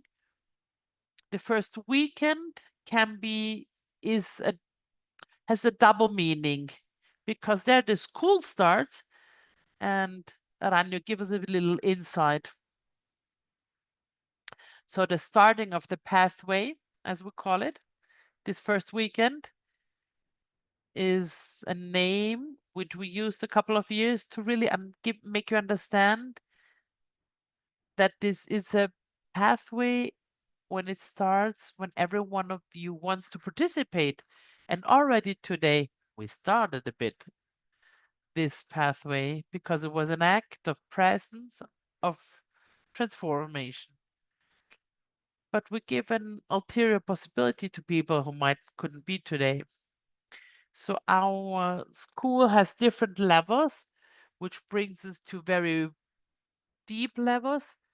So there it starts with an introduction course, like it's the starting of the pathway, and it's the starting of the school is this first weekend. It has 2 days, and maybe people who are not so sure about and just want to um, sneak in and see and check out whether alchemy is something for them. Maybe you felt that there is something for you, but you're not so sure yet now. So you can do easily the first weekend with us, where we will go to start the pathway, uh, which we now did in 3 hours an outlook. We have Saturday and Sunday um, 2 moments, and it's practical knowledge every one of you will receive. Today we have been a lot, so the groups we do are a little smaller, so it's open to everyone, and we will experiment and exchange, and you will experiment on your own skin. What does it mean to move in a chemical world, and make these 3 alchemical passages to light the consciousness, to refine yourself, and to create a new spiritual direction together for every single one of you.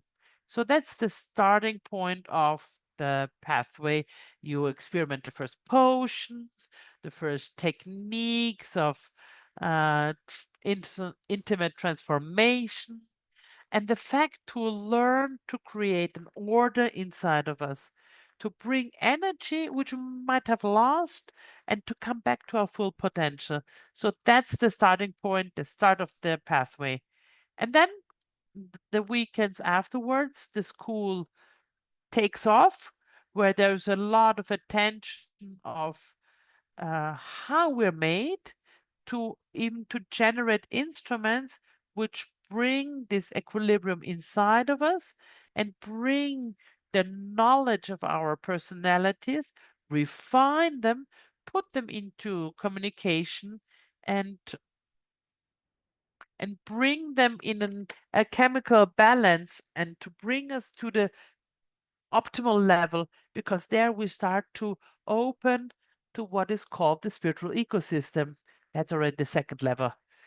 And then we go ahead and we open to what we touched even to tonight, the time.